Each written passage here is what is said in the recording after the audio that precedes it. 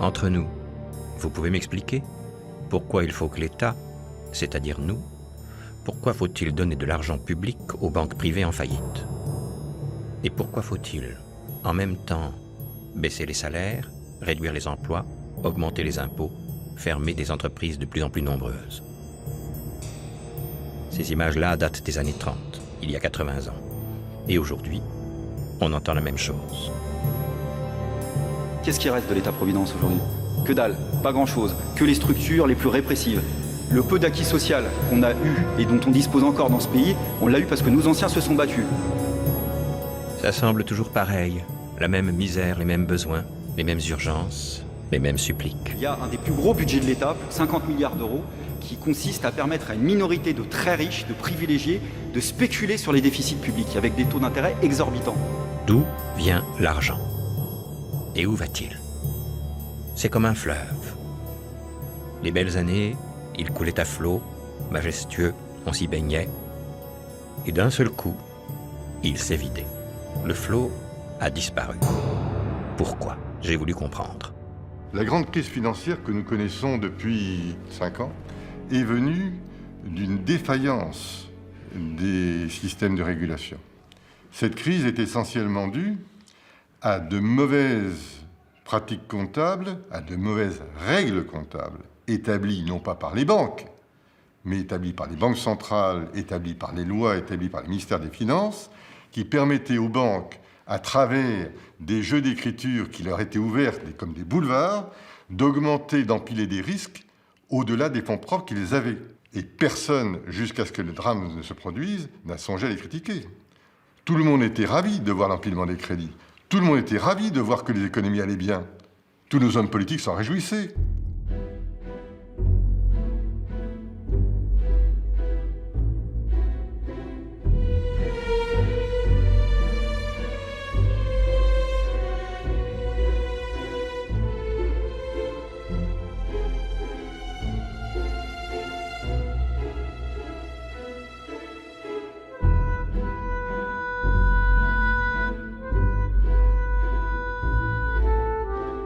La banque est au cœur de quelque chose qui est plus large qu'elle-même, qui s'appelle le système financier. Qu'est-ce que c'est que le système financier? C'est l'ensemble des institutions dont la matière première est la dette.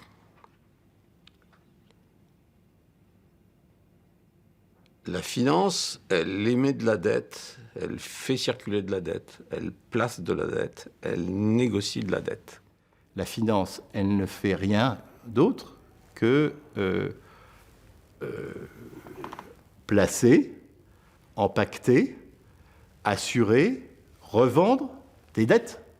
Elle ne fait rien d'autre que faire circuler des dettes entre des créditeurs et des emprunteurs. Alors, les hommes politiques préfèrent dire que la finance prend trop de place plutôt que de dire qu'il y a trop de dettes. Mais c'est les deux faces de la même pièce.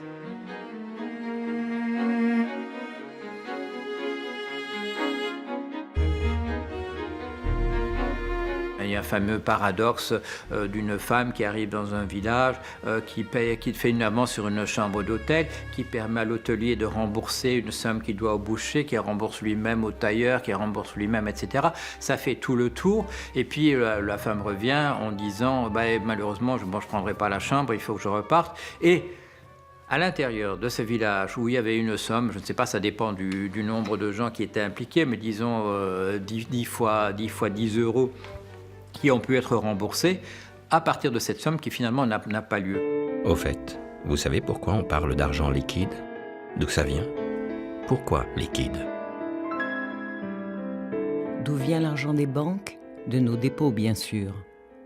Mais aussi de son propre capital, ce qu'on appelle les fonds propres. De leur montant dépendent les crédits qu'elle peut faire. 8%, c'est la règle.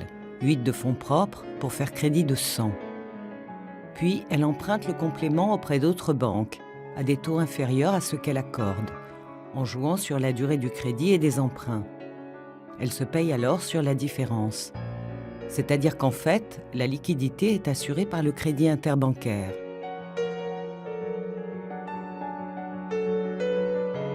La Banque centrale, Banque de France ou Bundesbank, désormais la Banque centrale européenne, contrôle et garantit la bonne marche de l'ensemble. Les banques, d'un côté, sont des acteurs qui cherchent à faire de l'argent avec l'argent, en faisant crédit, donc qui font partie de la spéculation. Un prix spéculatif, tout le monde le sait, un prix spéculatif, c'est un prix qui n'a plus de rapport avec la valeur de la chose dont on parle. Ce n'est plus un prix qui est déterminé par l'offre et de la demande, c'est un prix qui est à n'importe quel niveau à la hausse ou à n'importe quel niveau à la baisse. Écoutez bien, c'est important. Pour gagner gros, la clé, c'est ceci, qu'on appelle le levier. Je m'explique. Je veux spéculer, mais je n'ai que 1 et je veux jouer plus pour gagner plus. Alors j'emprunte 100. Et je peux donc jouer 101. Si je gagne 10%, je rembourse les 100 et je garde 9 pour une mise de 1. Si j'emprunte 200 pour une mise de 1, je joue 201. Avec 10% de gain, je rembourse 200, il me reste 20. Plus j'emprunte, plus je gagne. Et ça, c'est le levier. Et le levier, c'est le rapport pour une même opération financière entre le montant de ce que j'emprunte par rapport à la mise personnelle que je mets d'argent. Compris? Vous voyez? L'argent, c'est pas un feignant. Pendant que vous dormez, il travaille. 10, 20, 30% d'intérêt, peut-être plus, et même beaucoup plus. Mais attention, il y en a qui trichent. The star in the window took my place for a while. Les mauvais fantômes viennent d'ici. Wall Street, octobre 1929. Jeudi 29 octobre exactement, le jeudi noir. En quelques heures, la bourse s'écroule et va plonger l'Amérique d'abord, puis le monde entier, dans une violente dépression qui durera 10 ans. La faute à quelques banquiers, quelques banksters, banquiers tricheurs, banquiers voleurs. Il y avait dans l'économie et dans la bourse américaine tout un tas d'individus qui avaient des pratiques très douteuses, tous ces chevaliers d'industrie qui ont été surnommés à l'époque les robber barons, c'est-à-dire en fait les barons voleurs. Les deux grands types de fraudes auxquels on a assisté dans les années 20-30 à la bourse américaine, ce furent d'une part de gigantesques délits d'initiés et d'autre part des manipulations de cours de bourse, c'est-à-dire des cours de bourse que l'on faisait monter fictivement. On vendait les actions alors qu'elles étaient à leur pic et ensuite on les laissait tomber. C'est pas une raison, mais il faut dire que c'était après la Première Guerre mondiale. La belle époque, l'euphorie. Wall Street venait d'inventer la spéculation à crédit. 1 an plus tôt, un banquier astucieux, Samuel Sachs, c'est lui, propriétaire et dirigeant de Goldman Sachs, invente alors un nouveau truc pour prendre un maximum d'argent aux épargnants. L'Investment Trust, c'est ça le filon. Alors l'Investment Trust, c'est des fonds de placement collectifs. Mais la caractéristique par rapport à ce qu'on connaît aujourd'hui, les fonds communs de placement, c'est qu'au lieu d'être ouverts à tous, ils sont fermés. C'est-à-dire qu'il y a un ensemble d'épargnants qui sont des gens suffisamment riches, généralement, qui mettent une somme unitaire minimale, et puis une fois que le trust est fait, personne ne peut plus y rentrer. Mais il a droit au levier, l'Investment Trust. Ça, c'est important. Il a droit au levier dont on a parlé tout à l'heure. Et donc, ceux qui ont le droit au levier peuvent évidemment rentrer en bourse d'une manière beaucoup plus forte. Visez un peu la combine. Pour 10 $ d'achat, ils ne déposent qu'1 $. Avec les 10 $, ils en empruntent 90.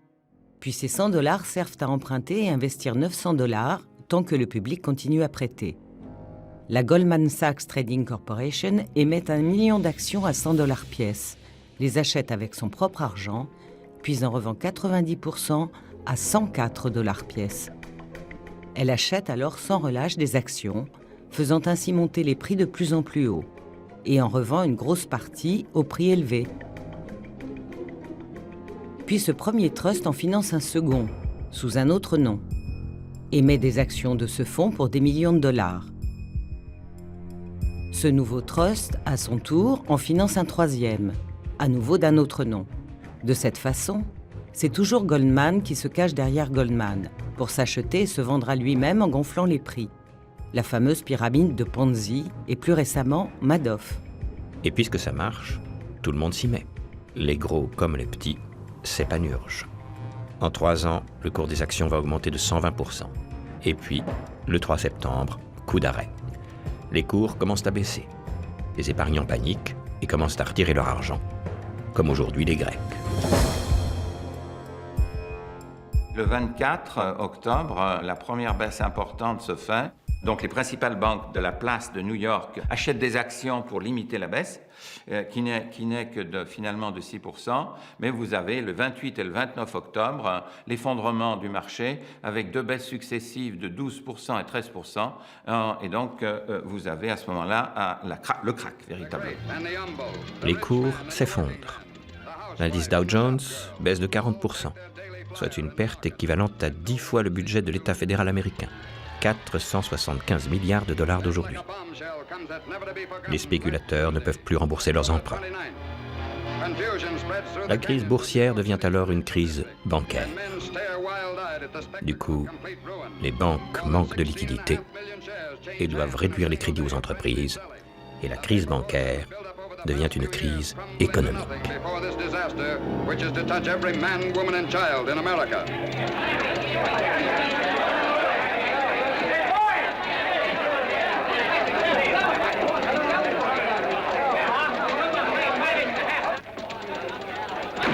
What do you want? You need 200,000 right away to cover your account. I gave you 20 grand this morning. You need it again. I'll give you an hour. If you haven't got it, I'll have to sell you out, Eddie. All right, I'll get it.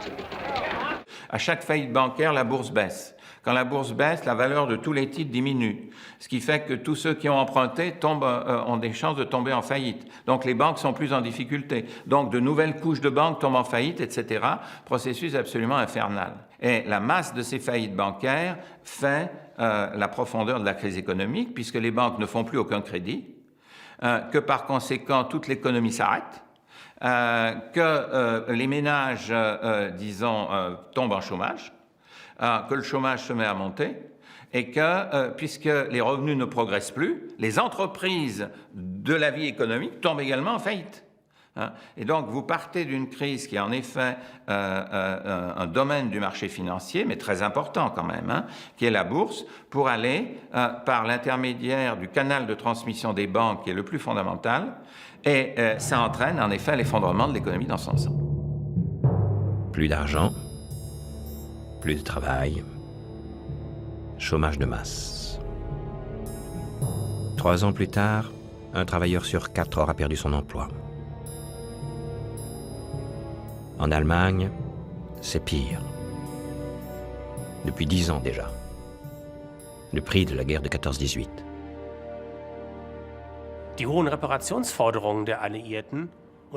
Les énormes réparations exigées par les Alliés et l'occupation de la Ruhr par les Français poussèrent le gouvernement du Reich à faire marcher la planche à billets pour financer son budget. Avec l'inflation, un pain coûtait plusieurs milliards de marks. À la fin des années 20, les dépôts des grandes banques allemandes se composaient à 40% environ de placements issus d'investisseurs étrangers venant surtout des États-Unis. Avec le jeudi noir du 29 octobre 1929, les banques américaines commencèrent à paniquer.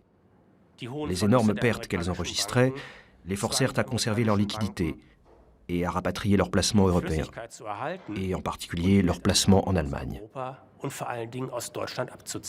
La panique s'est emparée du peuple allemand dès que les journaux ont annoncé la véritable situation du pays, incapable de faire face à ses engagements. Les épargnants se sont rués vers les banques pour en retirer les dépôts qu'ils leur avaient confiés. Mais les établissements de crédit avaient fermé leurs portes en attendant que le gouvernement fixât par décret la proposition du remboursement des comptes courants. La vie financière a d'ailleurs été suspendue dans tout le pays.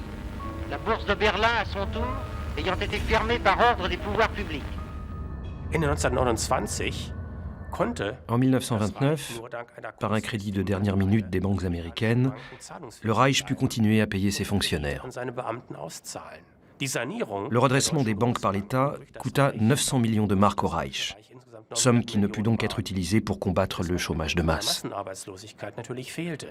Cette grave crise bancaire força l'Allemagne à se doter d'un organisme efficace de contrôle des banques.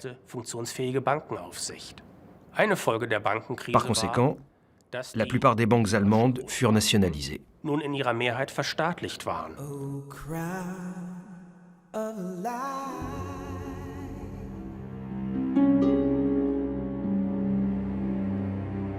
Sous la conduite du sénateur Pecora, ils ont été désignés par le Sénat pour établir les responsabilités et juger les barons voleurs. Et d'abord le premier d'entre eux, John Pierpont Morgan. Une grosse partie de l'économie américaine dépend de son empire financier, mais il ne paie aucun impôt. Arrogant, antisémite et protestant sectaire, il ne laisse aux banques juives que les miettes, les petites affaires. Face au sénateur, il y a aussi Richard Whitney. Banquier riche et puissant, 5 fois président de la bourse de New York. Il s'est toujours rigoureusement opposé aux tentatives de régulation financière. Mais, il y a maintenant un mais, Whitney est aussi un baron voleur. Compte truqué, faux en écriture. Il rembourse ses emprunts par de faux titres. Le voici, le jour de sa condamnation, Dick le tricheur, honteux et caché sous un sac de papier. 10 ans de prison, 10 ans à Sing Sing. Il ne pourra plus empêcher Roosevelt de contrôler les financiers trop voraces. Lorsque Franklin Delano Roosevelt est élu en 1933, il va pouvoir s'appuyer sur les travaux de cette commission pour faire passer ces grandes lois de régulation des marchés, les lois de 1934 et de 1933. Sans les travaux de la commission Pecora qui ont fonctionné comme un levier, il est évident que Roosevelt n'aurait certainement pas eu les coups des franges pour faire ce grand travail en fait de police des marchés. Dès son élection, Roosevelt fait voter une loi qui impose la séparation des banques de dépôt et des banques d'affaires. Roosevelt crée encore un organisme chargé de réglementer le système financier, la SEC, S-I-C, à la tête de laquelle il nomme un homme surprenant, un homme au nom bien connu et dont le fils deviendra président des États-Unis. Cet homme, c'est Joseph Patrick Kennedy. Cette nomination suscite quand même un certain étonnement dans l'environnement du président Roosevelt, car Joseph Patrick Kennedy s'était illustré pendant des décennies par tout un tas de manipulations boursières. Il avait fait une partie de sa fortune à Hollywood, mais aussi dans le trafic d'alcool. Cet homme avait une réputation extrêmement douteuse et il était typiquement un baron voleur.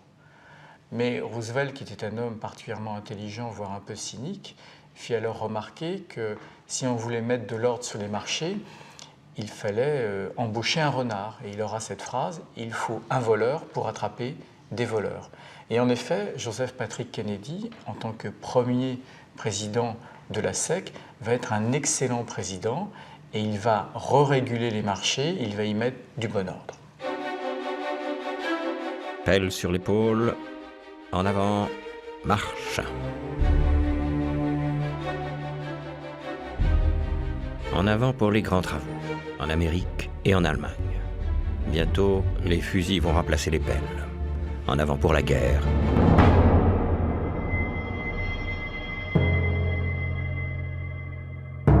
La Seconde Guerre mondiale. La guerre relance la production industrielle. Tous s'y mettent. Les femmes, à l'usine. Les mitrailleuses remplacent les machines à écrire. Au bâton de rouge à lèvres succèdent les cartouches et les balles. Les têtes d'obus à la place des lampes. La production militaire tourne à plein régime. La guerre va mettre un terme à la crise et faire des États-Unis la première puissance économique et industrielle mondiale.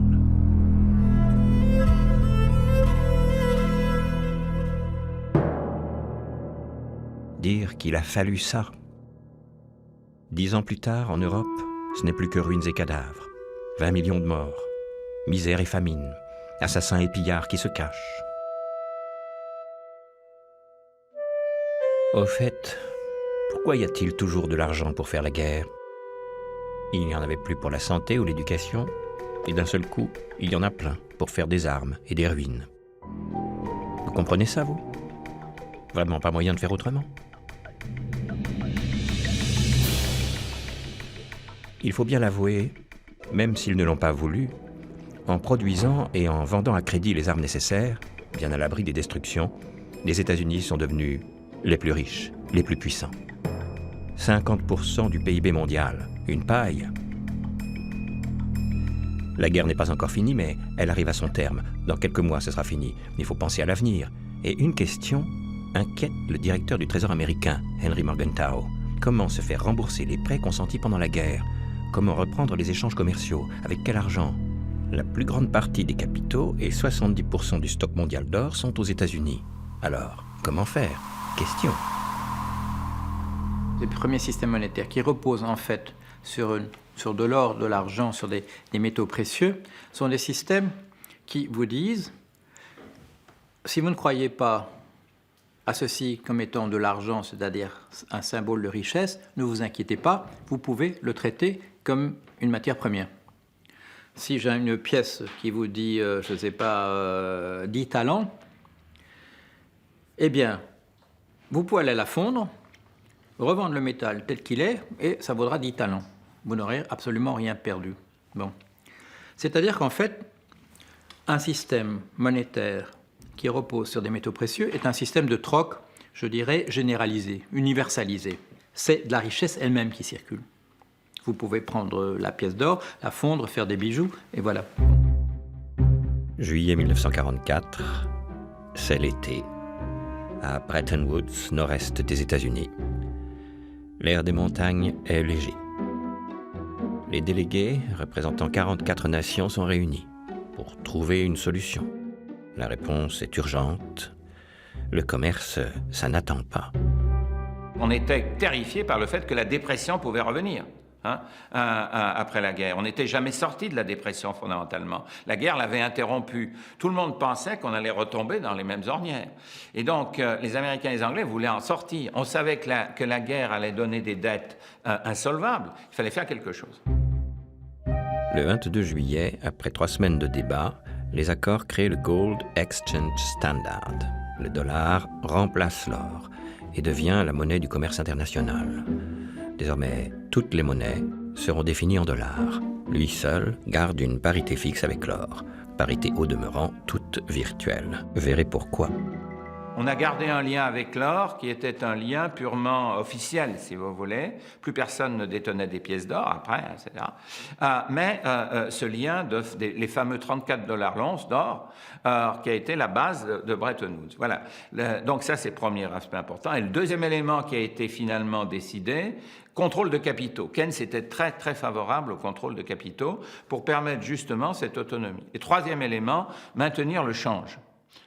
C'est-à-dire éviter qu'il y ait des surenchères de pays qui cherchent à dévaluer pour pouvoir contrer la dévaluation de l'autre, qui avait été catastrophique dans les années 30, une fois qu'on a abandonné les talons or.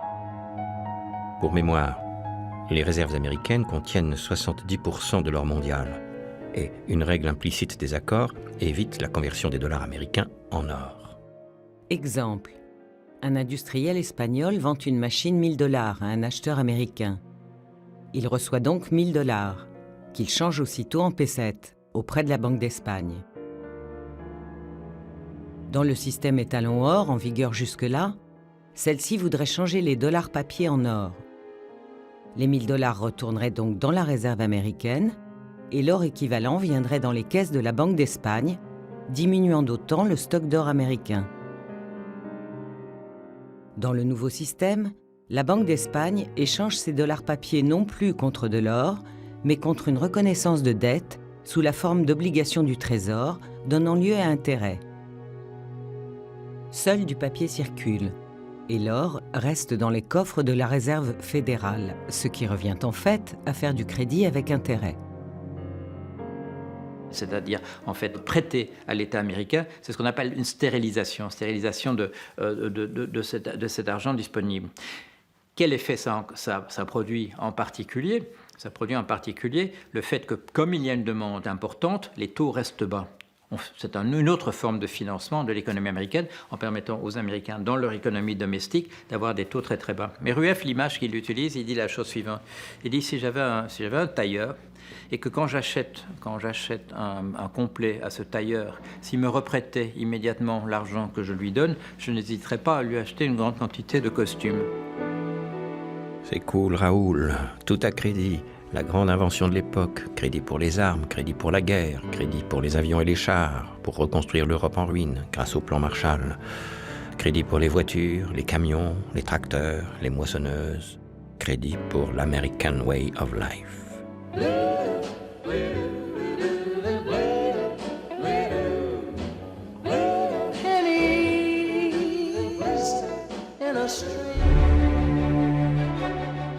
À l'américaine. Dopée par le dollar et le crédit, l'Europe vit un rêve américain. 30 années glorieuses, sans déficit ni dette publique. Plein emploi. 5% de croissance en moyenne par an. L'avenir est à l'esprit d'entreprise et aux managers. Impôts et cotisations sociales assurent le financement de l'État-providence. Lorsqu'il a besoin d'argent en France, l'État emprunte à la Banque centrale à intérêt zéro. Et de temps en temps, tire un peu sur la planche à billets. En Allemagne, ce n'est pas du tout comme ça. Pour les Allemands, le Deutschmark était le symbole de la Renaissance.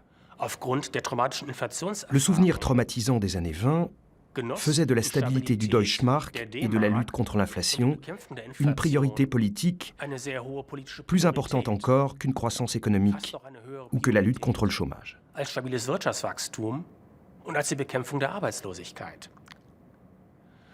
En allemand, on parle même de patriotisme du Deutschmark, c'est-à-dire que dans l'Allemagne divisée, c'était le Deutschmark et non le drapeau qui était le symbole de l'État allemand. Une masse monétaire, un ensemble de billets de banque, doit représenter la richesse d'un pays, la richesse véritable. À partir du moment où, en 1944, on dit le dollar va représenter deux richesses, il va représenter la richesse des États-Unis, mais il va aussi, d'une certaine manière, représenter la richesse mondiale, parce que les dollars vont circuler comme une méthode d'échange. À cette époque-là, quand l'économie américaine représente 70% du total, il y a un écart de 30%. Cet écart n'est pas excessif.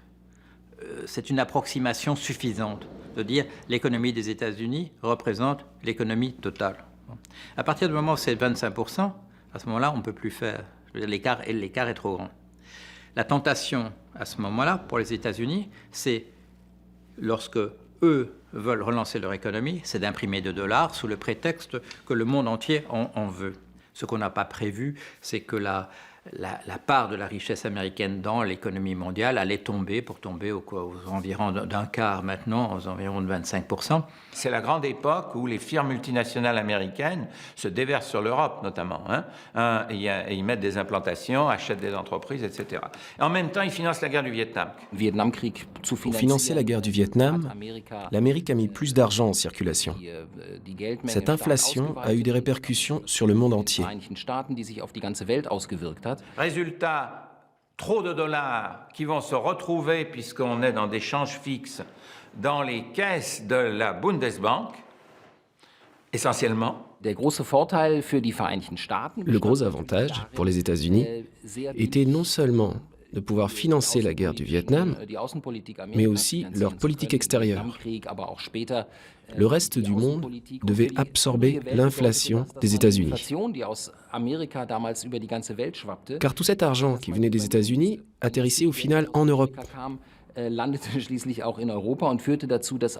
L'Allemagne a dû faire face à une grande question, soit laisser augmenter et dégénérer l'inflation, soit essayer de la maîtriser. À cette époque, la Banque fédérale allemande a commencé de manière très forte à contrôler la quantité d'argent et à freiner le développement, ce qui a entraîné une décroissance de l'économie et un glissement dans la récession.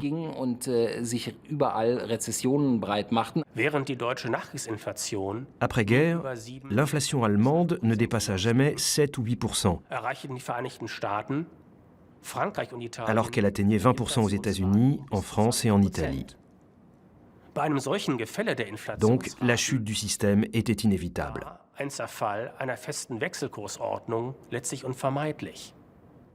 À partir de 1971, on ne put donc garder un taux de change stable attaché au dollar pour les monnaies européennes. Le cours du Deutschmark augmenta fortement. Mais l'Allemagne devait aussi faire face à l'inflation dans les pays voisins.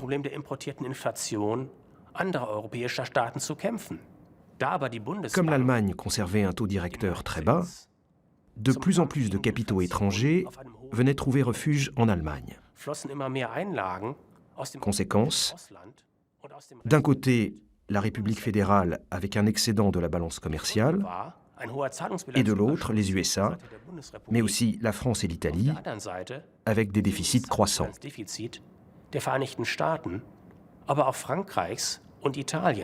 L'accélération de l'inflation entraîne qu'en 1971, les Allemands refusent de continuer à absorber du dollar au mois de mai. Et le 15 août, Nixon dit, puisque c'est comme ça, je coupe définitivement le lien avec l'or et je mets des surcharges à l'importation et puis on va faire une négociation et on va changer de régime. We must protect the position of the American dollar as a pillar of monetary stability around the world. In the past 7 years, there's been an average of one international monetary crisis every year. Now, who gains from these crises? Not the working man, not the investor, not the real producers of wealth. The gainers are the international money speculators. Because they thrive on crises, they help to create them. In recent weeks, the speculators have been waging an all-out war on the American dollar. The strength of a nation's currency is based on the strength of that nation's economy. And the American economy is by far the strongest in the world. Accordingly, I have directed the Secretary of the Treasury to take the action necessary to defend the dollar against the speculators. I have directed Secretary Connally to suspend temporarily the convertibility of the dollar into gold or other reserve assets, except in amounts and conditions determined to be in the interest of monetary stability and in the best interest of the United States. Voilà comment Bretton Woods s'est terminé.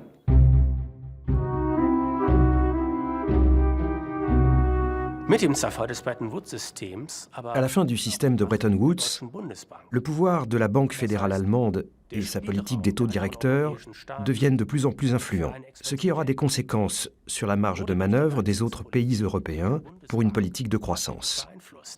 Ça n'a pas changé depuis. Et à partir de ce moment-là, il n'y a plus de parité entre le dollar et l'or. Le prix du dollar commence à fluctuer par rapport à l'or. Les autres monnaies de devises commencent à fluctuer par rapport au dollar lui-même, etc., pour essayer de s'ajuster. Et on a un système qui est complètement déséquilibré. Depuis 1971, c'est-à-dire un peu plus de 40 ans, on n'a plus d'ordre monétaire international.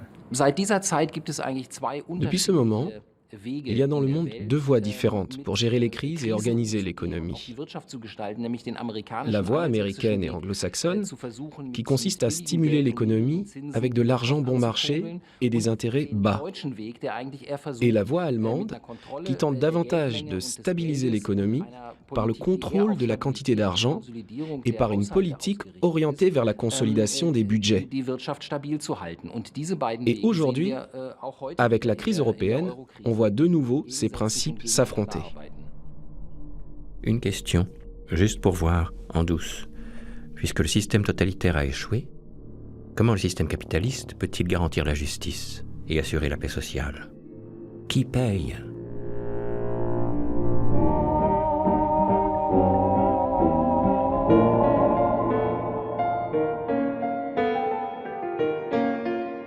L'image parle d'elle-même. Sans référence fixe, la valeur d'échange entre les monnaies varie constamment. C'est un mouvement perpétuel. Problème pour les affaires.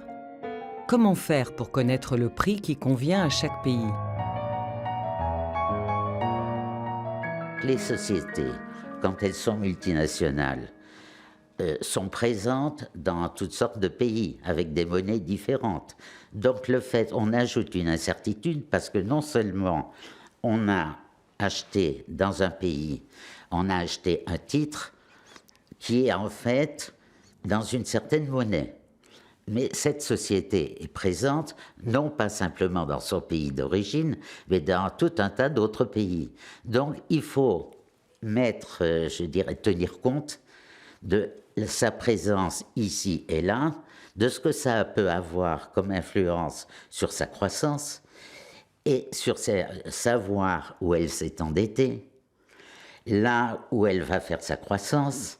Donc, en fait, finalement, il y a beaucoup plus de facettes qui interviennent et donc ça rend l'analyse beaucoup plus complexe.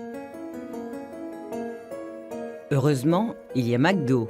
Eh oui, identique dans tous les pays, même produit, même méthode de fabrication, il permet d'établir le rapport entre son prix de revient et le niveau de vie local. Le même rapport sera donc appliqué pour un même pays à toutes les marchandises. C'était le PPA, parité des pouvoirs d'achat. On parlait aussi d'indice McDo, bien sûr. En 1973, on créa le serpent monétaire européen, un dispositif définissant les fluctuations de taux de change entre les pays de la communauté. Malheureusement, il fallait régulièrement revoir les taux de change à la baisse pour la France et l'Italie, et à la hausse pour l'Allemagne et les Pays-Bas.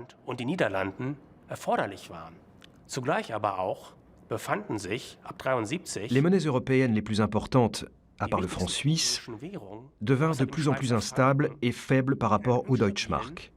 Pour la première fois, on eut l'impression que le mark jouait un rôle dominant dans l'économie européenne. Dass die D-Mark eine monetäre Führungsrolle in der europäischen Finanzwirtschaft besitzt. Jusque-là, l'État-providence se portait plutôt bien. Ni déficit, ni dette, ou si peu. Tout change ici, en 1980. Le second choc pétrolier plombe les comptes. La croissance tombe, les impôts ne suffisent plus.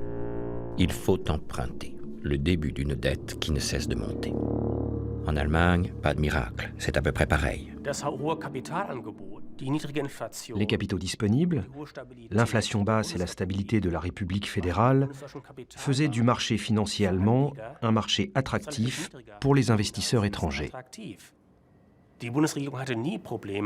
Le gouvernement fédéral n'eut jamais de problème pour financer ses dépenses. La dette de l'État allemand ne commença à augmenter qu'après la récession mondiale, qui suivit la seconde crise du prix du pétrole au début des années 80. Les finances publiques françaises restent de très bonne qualité jusqu'au premier choc pétrolier, c'est-à-dire jusqu'en 1974. Là-dessus, la gauche arrive au pouvoir et en remet 3 couches en relance de la consommation, augmentation du SMIC, augmentation des allocations familiales, augmentation des retraites, augmentation des salaires, etc. Donc l'effet se fait immédiatement sentir, c'est-à-dire que nous avons une divergence majeure, conjoncturelle avec l'Allemagne. Les années Mitterrand, on y croyait au changement, à la justice sociale. Force tranquille, État sauveur et charges publiques vont de pair, et les finances plongent dans un niveau de dette dont elles ne sortiront plus. Jean-Pierre Levade est alors aux affaires, conseiller du Premier ministre pour l'économie et la finance. 82-83, nous remettons de l'ordre dans l'économie française. Jacques Delors est l'inventeur de cette formule extraordinaire, la désinflation compétitive, et nous convainc aisément qu'il faut... aisément Matignon, le reste du gouvernement c'était beaucoup plus difficile, qu'il faut abaisser le taux d'inflation français à peu près au niveau du taux allemand, de façon à être en longue durée sur le même pied que les Allemands, compétitif avec les Allemands. Donc là, nous sommes dans l'économie réelle. Man sah seitens der Großbanken in Deutschland la libération des échanges monétaires et financiers, ainsi que la disparition de mesures protectionnistes empêchant l'achat d'entreprises par des entreprises étrangères, signifiaient pour les grandes banques allemandes des possibilités de gains importants.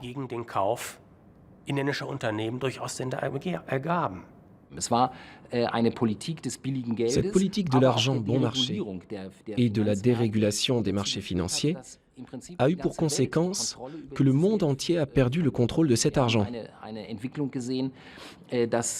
On a constaté que la quantité d'argent, la liquidité, qui coulait à flot autour du globe était beaucoup plus grande que les véritables produits et les réels échanges économiques dans le monde, ce qui a provoqué des sortes de bulles financières.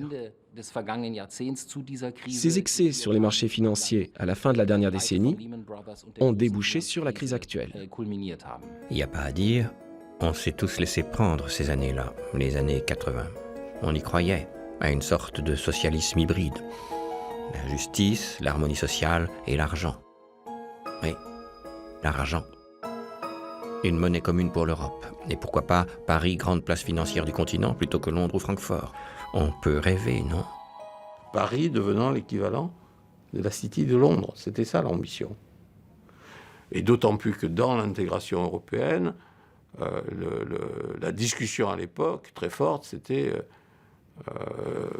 la Grande-Bretagne, ça restera toujours le grand large, donc quelle va être la place financière continentale qui va équilibrer Londres?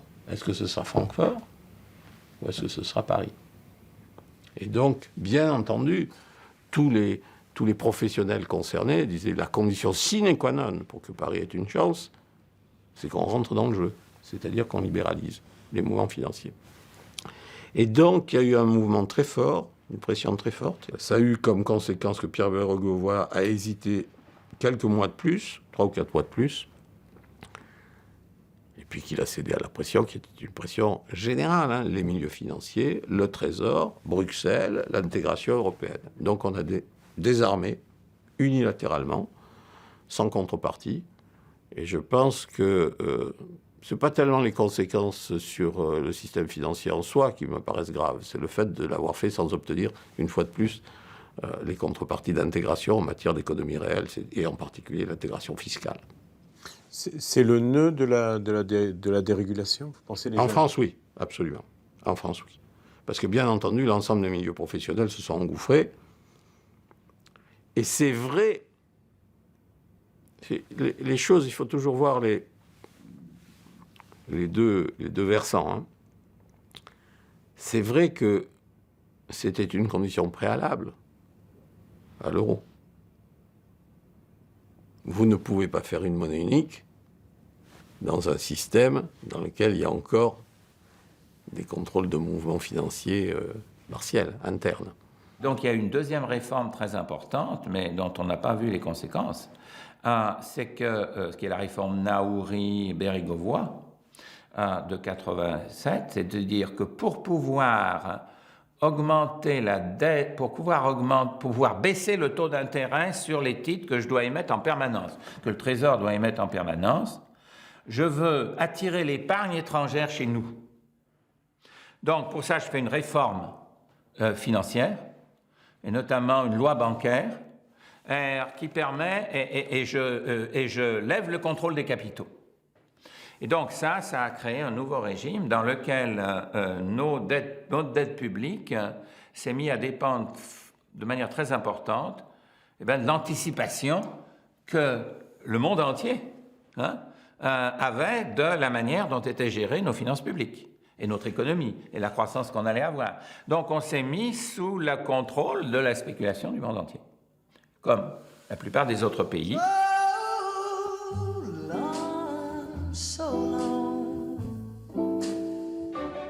C'était en décembre. C'était des journées de rêve. C'était la fête, la liberté. Plus de communistes, plus peur de rien.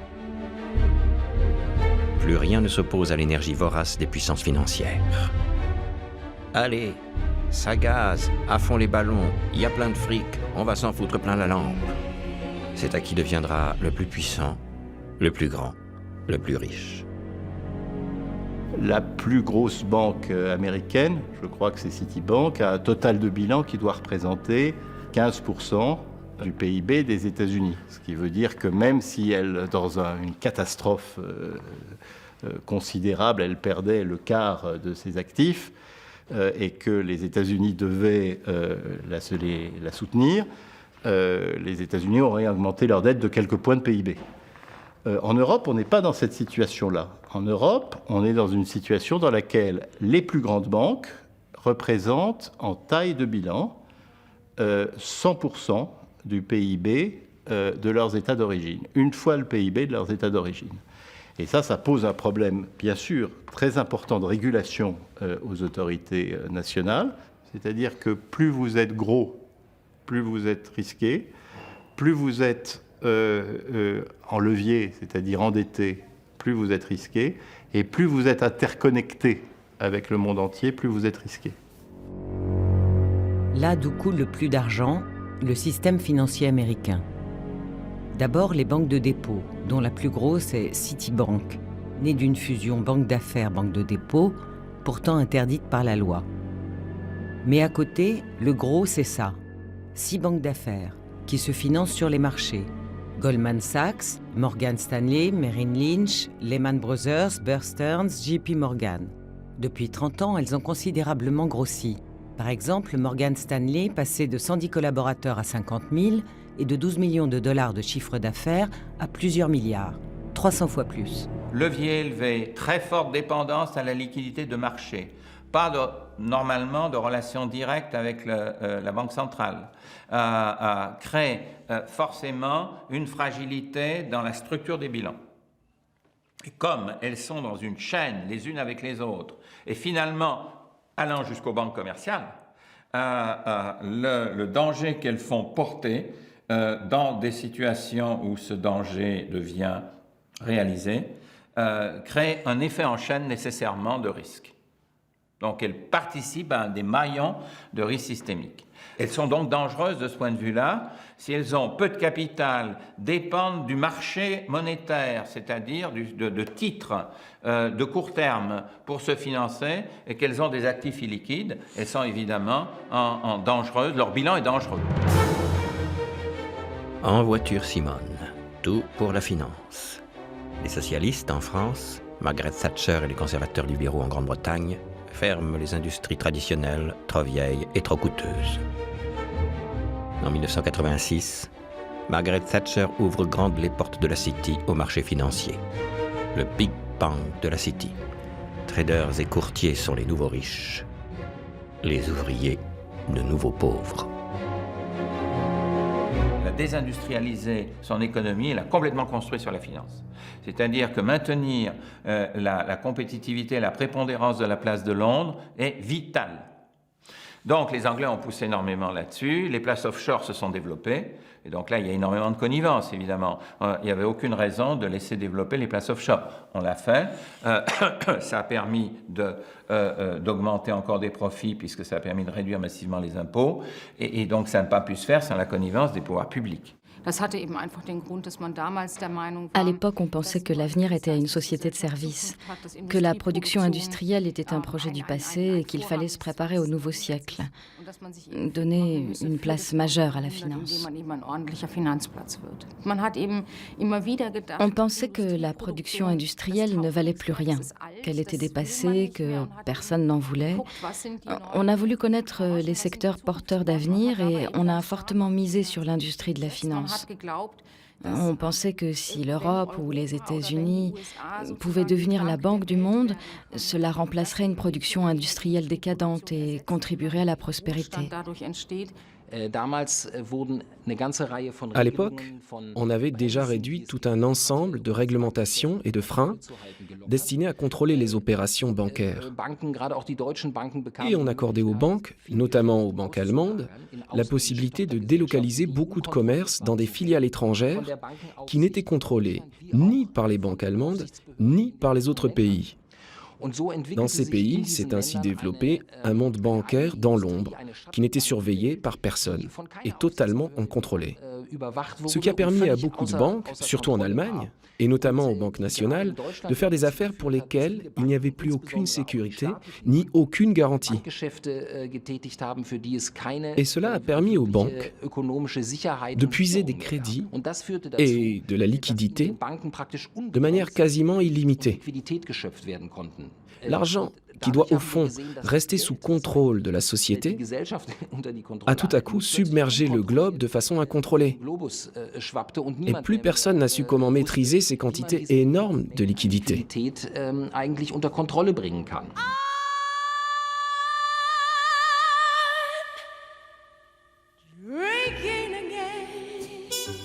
Vous avez pigé? Ces années-là, du fric.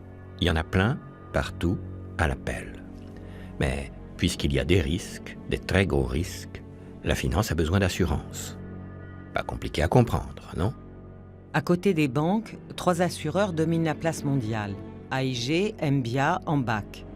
Pour garantir les risques pris par les spéculateurs, ils inventent de nouveaux produits financiers, dont ils tirent de nouveaux produits. On parle alors de produits dérivés.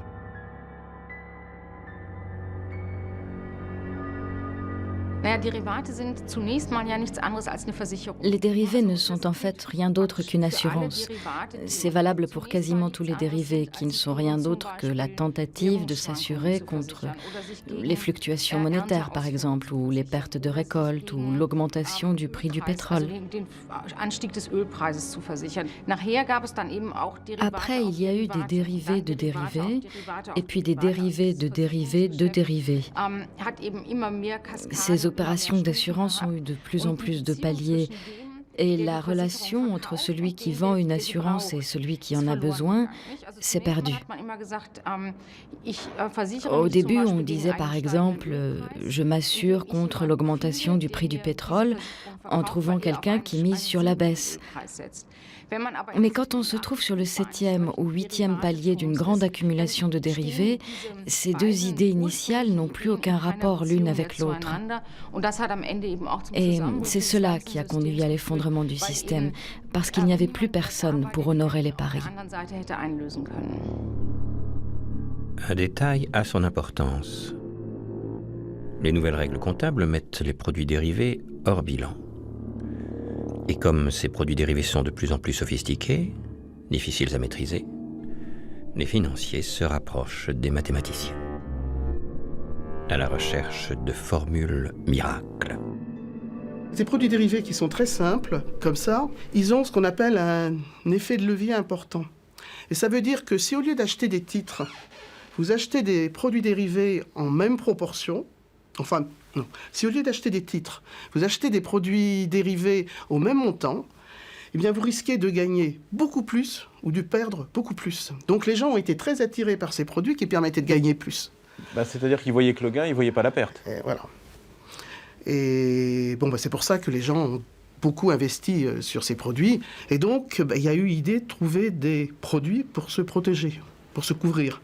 Et c'est là où, en France, il y a eu un changement complet, aussi bien au niveau des banques, pour justement arriver à être capable de faire les prix, alors au départ, de très peu de produits. Et les banques avaient besoin, comme je disais, avaient besoin de mathématiciens pour contrôler la modélisation.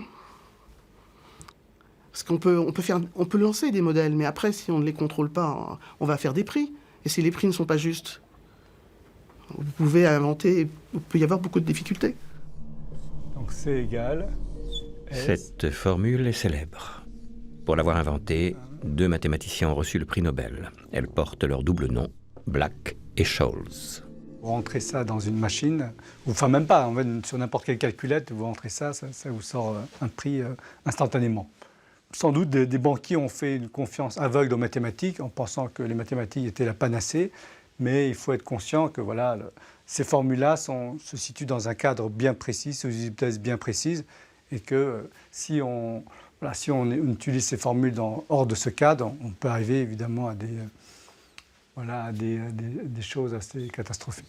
En fait, ces modèles-là, je n'ai jamais rien compris. De toute manière, j'ai pas d'ailleurs essayé parce que j'ai fait du droit, j'ai fait Sciences Po, mais j'ai pas fait Polytechnique. Les produits dérivés étaient en effet mal compris. C'est-à-dire le risque qui était derrière était compris finalement par très peu de monde et assez caché par les promoteurs, en fait.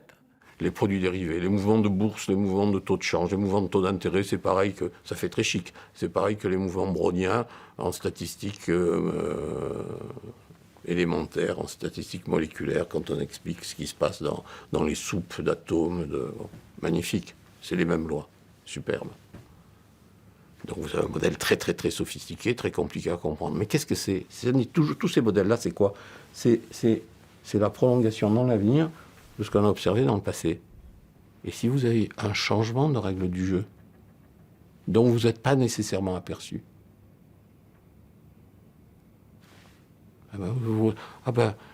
il me manquait quelques équations dans mon modèle.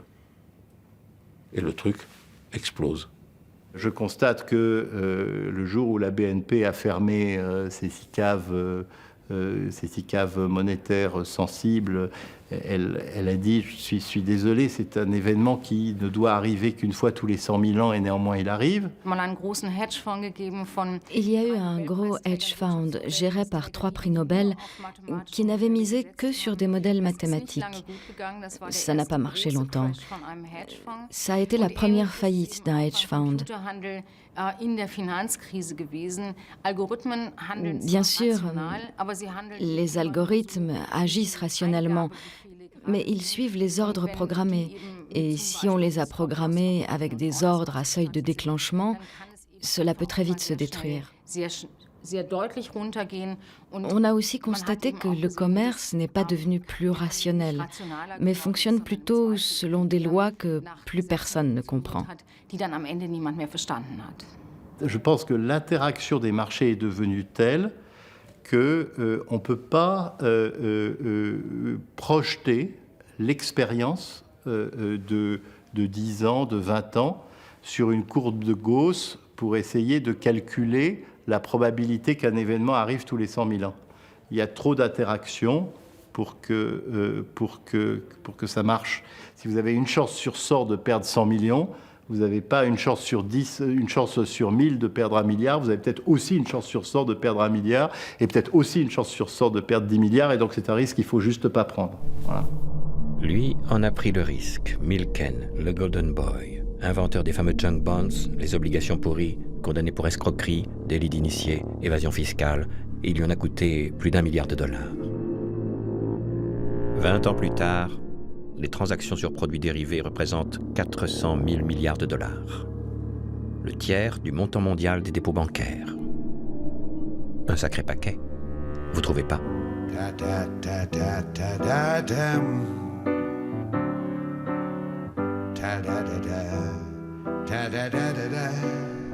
Mollo les bases. La finance attaque. Le vieux capitalisme industriel, les managers, l'organisation du travail, c'est fini, à la casse.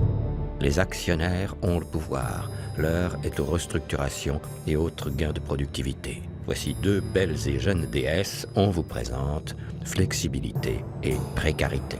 Les années 80 sont une période de recomposition du capitalisme du fait de ce changement dans les règles financières. Recomposition par de nouvelles entreprises qui se créent et recomposition par fusion, acquisition, modification de la géographie industrielle.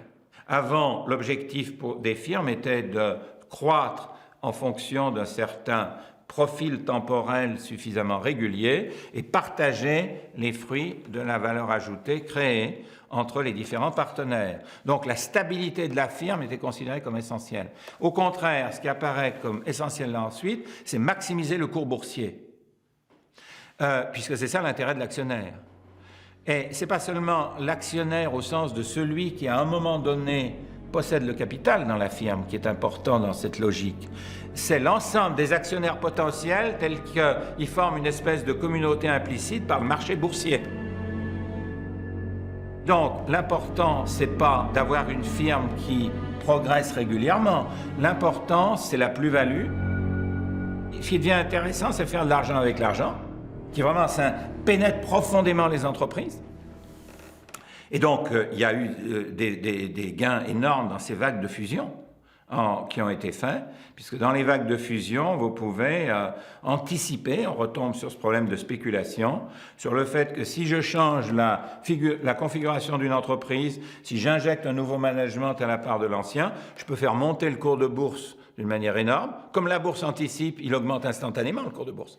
Et donc, le banquier d'affaires, évidemment, tire toutes les commissions qu'il a, plus les profits différentiels du fait que c'est lui qui place les titres. En France, ce sont les années Tapie et les années Pinault, les racheteurs d'entreprises. Qu'est-ce qui fait courir Tapie? Moi? Le soutien par les banques. Pigé? L'entreprise, au lieu d'être hiérarchique comme elle l'était, est devenue une entreprise, comme on a dit, par centre de profit, coordonnée grâce à la finance, en fait, grâce au cash flow. Ça, c'est la première force. Donc, réduction très importante du poids des salariés intermédiaires et élimination en particulier de la négociation collective et individualisation des salaires. Et l'autre aspect, c'est l'importance cruciale de l'actionnariat, qui est devenu énorme, avec la financiarisation des firmes. Donc, les salariés ont perdu énormément de pouvoir, les syndicats ont perdu énormément de pouvoir, et les actionnaires sont devenus prépondérants. Et ça veut dire que l'objectif des firmes elles-mêmes a changé. Le principe de la valeur de rachat, donc de la création de croissance et de valeur pour les employés, pour la société et pour les actionnaires, fut remplacé par le concept anglo-saxon du shareover value, c'est-à-dire que les entreprises allemandes avaient de plus en plus tendance à laisser tomber des secteurs moins rentables ou à les revendre. C'est une des raisons qui, en 1997, ont fait passer le nombre de chômeurs au-dessus de la barre des 4 millions en Allemagne. Maintenant, le chômage est là, l'argent se fout des entreprises et des emplois, gagne plus au casino de l'ombre. Alors, sans argent, rien n'y fait. Ni 35 heures, ni flexibilité, ni précarité. Plus d'argent, plus d'emploi. Plus grave, les écarts se creusent entre pauvres et riches. On parle maintenant de fracture sociale. Le multiplicateur entre le travailleur le moins bien payé dans une entreprise, qui était, je crois, au début du XXe siècle, de 30 fois maximum pour ceux qui étaient mieux payés, est passé à 300, parfois à 1000. Je crois que la moyenne en ce moment dans les entreprises américaines, c'est de l'ordre de 300 fois plus. Mais enfin, il y a des entreprises où c'est davantage encore, où c'est 1000, des chiffres de cet ordre-là. Donc, puisque les salariés n'ont pas des revenus qui progressent et qui veulent maintenir leur mode de consommation, et que maintenir le mode de consommation est important pour pouvoir réaliser les profits, eh bien, c'est le début du développement de la dette des ménages. Les ménages vont se mettre à s'endetter pour maintenir leur mode de vie alors que leurs revenus ne progressent pas. Troisième élément, pour pouvoir à tout prix augmenter le profit, il faut moins payer d'impôts. Donc c'est toute cette idéologie contre l'État qui s'est développée pour réduire au maximum l'impôt sur les sociétés et aussi l'impôt des gens riches qui obtiennent des dividendes. Donc la fiscalité est devenue régressive. Donc l'État n'a plus les moyens de financer autrement que par dette les services publics dont il avait besoin. Donc l'État s'est endetté. Et en France, par exemple, vous avez une augmentation massive de la dette, mais elle est liée à cette restriction de la base fiscale. Dans les années 90, la relation forte entre les banques et les entreprises industrielles se relâcha. Avec leur européanisation et leur mondialisation, les grandes banques allemandes désiraient de plus en plus vendre les parts de capital qu'elles possédaient chez de grands industriels comme Daimler-Benz.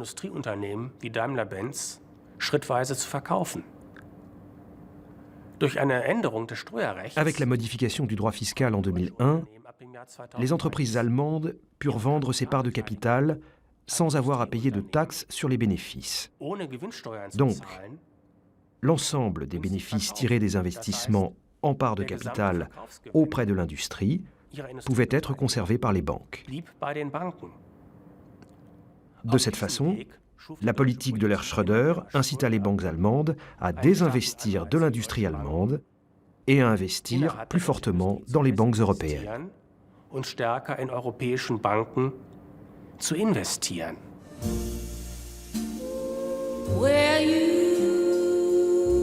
Autrefois, pour justement assurer une transparence totale dans la gestion des fonds, il y avait quelque chose qui était très important.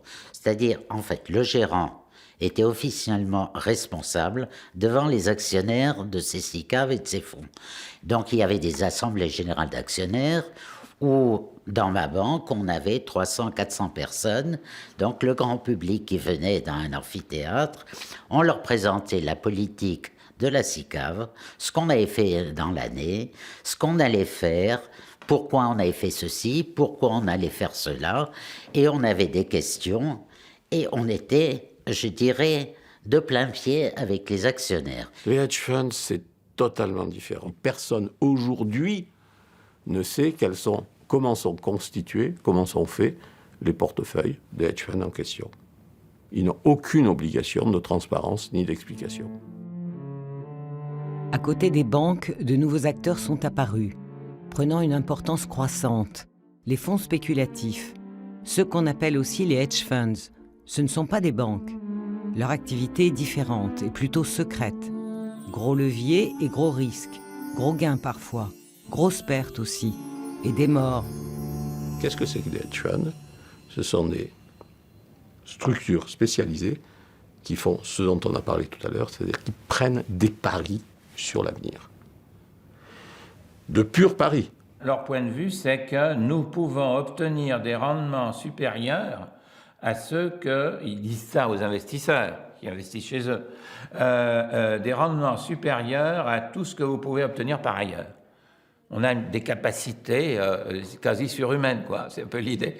Ce qu'ils appellent le rendement absolu, ce qui évidemment est une hérésie, si vous voulez, du point de vue de la théorie financière et du point de vue aussi de la réalité. Et quelquefois, j'avais l'impression, vous voyez, d'être une espèce de cochon au milieu d'une arène, entouré de chiens affamés, vous voyez, de gros dogs, ou de gros chiens avec des grosses canines qui voulaient me bouffer, comme si j'étais un gros jambon. Vous voyez, et je me disais, tiens, en ce moment, il faut que je me défende parce qu'en fait, ils me prennent pour ça. Donc, si les paris sont bons, c'est extraordinairement rentable. Et donc, si vous placez simplement 5% de votre argent, prenons un exemple, c'est chez M. George Soros, et que vous placez vos 5% de votre argent chez M. George Soros la veille du jour où M. George Soros spécule contre la livre britannique et qu'il va gagner, à la sortie, M. George Soros devient milliardaire en dollars, et vous qui avez placé un peu de votre argent chez lui, vous allez obtenir le 10e de point de rendement en plus sur la totalité de vos actifs qui vous permettront de donner satisfaction à vos clients. Donc, ils font courir 3 types de risques à l'économie. Le premier, c'est celui de leur levier, c'est-à-dire qu'ils peuvent les mettre en faillite facilement. Et une faillite de hedge fund, étant donné que c'est un fonds privé, le hedge fund, il n'a même pas besoin de déclarer sa faillite, il ferme boutique, sauf qu'il fait perdre de l'argent à ceux qui ont investi chez lui. Et surtout, qui peuvent mettre en difficulté la banque qui leur a prêté. Alors ça, c'est le cas de la fameuse banque américaine Bear Stearns, qui a fait faillite au mois de mars 2008 par ces hedge funds. C'est la faillite de ces hedge funds qui a mis la banque en impossibilité de rembourser elle-même ses propres dettes. Et donc, ça veut dire que dans la mesure où les hedge funds ne sont pas des entités indépendantes, mais sont branchés totalement sur le système bancaire, ça, c'est un danger. Enfin, cerise sur le gâteau, les paradis fiscaux. Ils échappent à tout contrôle et notamment aux impôts. Les 2/3 des hedge funds y sont basés. Chaque État a le sien. Les États-Unis ont le Delaware, la Grande-Bretagne a les îles anglo-normandes et les îles Caïmans, l'Italie a Monaco, la France et l'Espagne ont l'Andorre, la Belgique a le Luxembourg, l'Inde a l'île Maurice et la Chine a Hong Kong. Un trou noir par où disparaissent 50% des flux financiers mondiaux. La finance noire pourrit l'économie réelle. Quelles banques ont des hedge funds? Quelles sont celles qui nous disent qu'elles en ont? Où sont-ils? Bon, sont-ils aux Caïmans? Sont-ils à Jersey? Sont-ils en Égypte? Sont-ils en Hongrie? Bon, j'en sais rien. Sont-ils à Luxembourg? Est-ce que les banques en parlent dans leurs prospectus quand elles nous envoient les prospectus pour les réunions d'actionnaires? Non. Je ne sais pas. Ça fait un peu peur.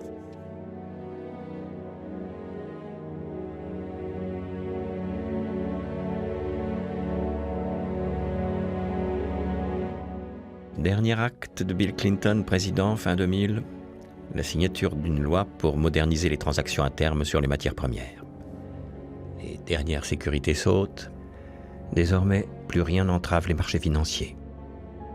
Le poison des produits dérivés va désormais se répandre sans frein. Le pire est encore à venir.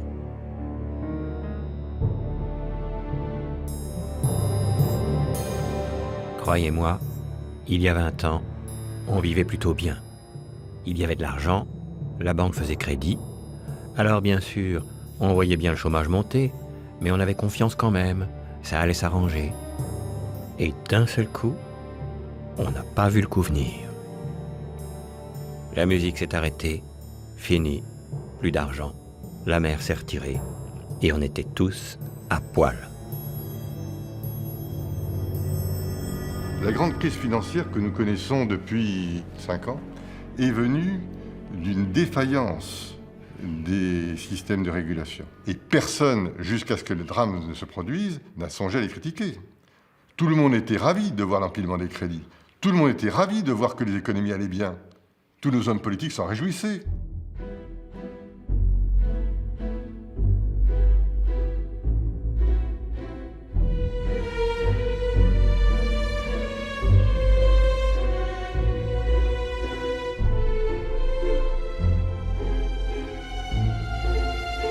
Mais au fait, qu'est-ce que c'est que les marchés? Quand vous êtes investisseur sur un marché, le problème n'est pas d'avoir raison contre tout le monde. Si vous avez raison contre tout le monde, vous perdez de l'argent. Alors si vous êtes sur un marché, ce que vous cherchez à faire, c'est à gagner de l'argent. Pour gagner de l'argent, il vaut mieux se tromper avec tout le monde que avoir raison contre tout le monde. Et la seule façon, et comme ça ne dure pas indéfiniment parce que les arbres ne montent pas jusqu'au ciel, la seule façon de gagner de l'argent, c'est de se tromper avec tout le monde et juste avant que les gens changent d'avis, d'avoir raison contre tout le monde avant que les autres ne vous rejoignent. Bon. Et comme les opérateurs de marché sont tous très intelligents, parce qu'il y a beaucoup d'intelligence qui se développe sur les marchés, mais qu'ils sont tous très conscients d'être intelligents, ils croient tous qu'ils sont plus intelligents que les autres, et par conséquent, ils croient ils savent bien qu'il y a des bulles, mais ils croient qu'ils seront les derniers à sortir avant que la bulle n'éclate. Et ça, en général, ça ne marche pas. C'est-à-dire que la majorité ne sort pas avant que la bulle n'éclate. La finance noire, le système central des spéculateurs, le shadow banking, on parle aussi de dark pool, parce que tout s'y passe dans l'ombre, sans aucun contrôle, hors toute réglementation et toute loi. Fonds spéculatifs, paradis fiscaux et banques d'affaires.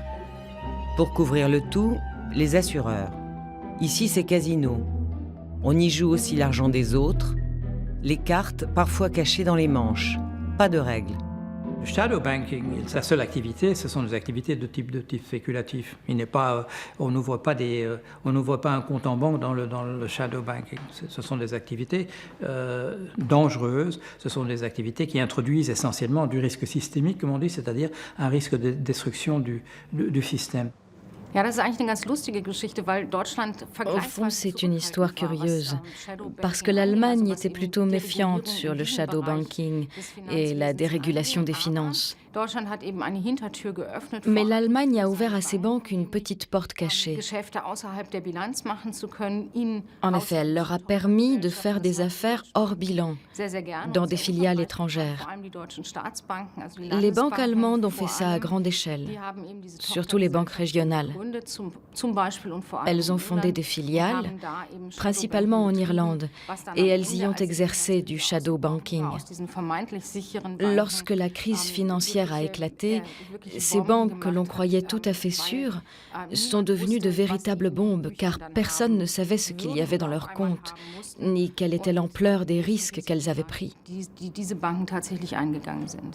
Il y a une espèce d'inertie dans le système qui fait que pour réglementer, ça prend beaucoup de temps, mais aussi le fait que ces gens ont des moyens financiers qui leur permettent de faire du lobbying et de décourager le fait qu'on les réglemente. Les gens s'enrichissent comme ça, on vous achetez n'importe quoi, et puis ça flambe et vous gagnez 100 fois la mise en 6 mois. Évidemment, c'est tentant pour des jeunes d'aller spéculer, c'est un casino, ça n'est plus de la bourse, ce n'est plus les fondamentaux qui l'emportent, c'est un casino. Donc à ce moment-là, les gens viennent mettre leurs économies n'importe comment et puis perdent tout. Ce qui s'est passé dans la dernière crise, c'était la même chose.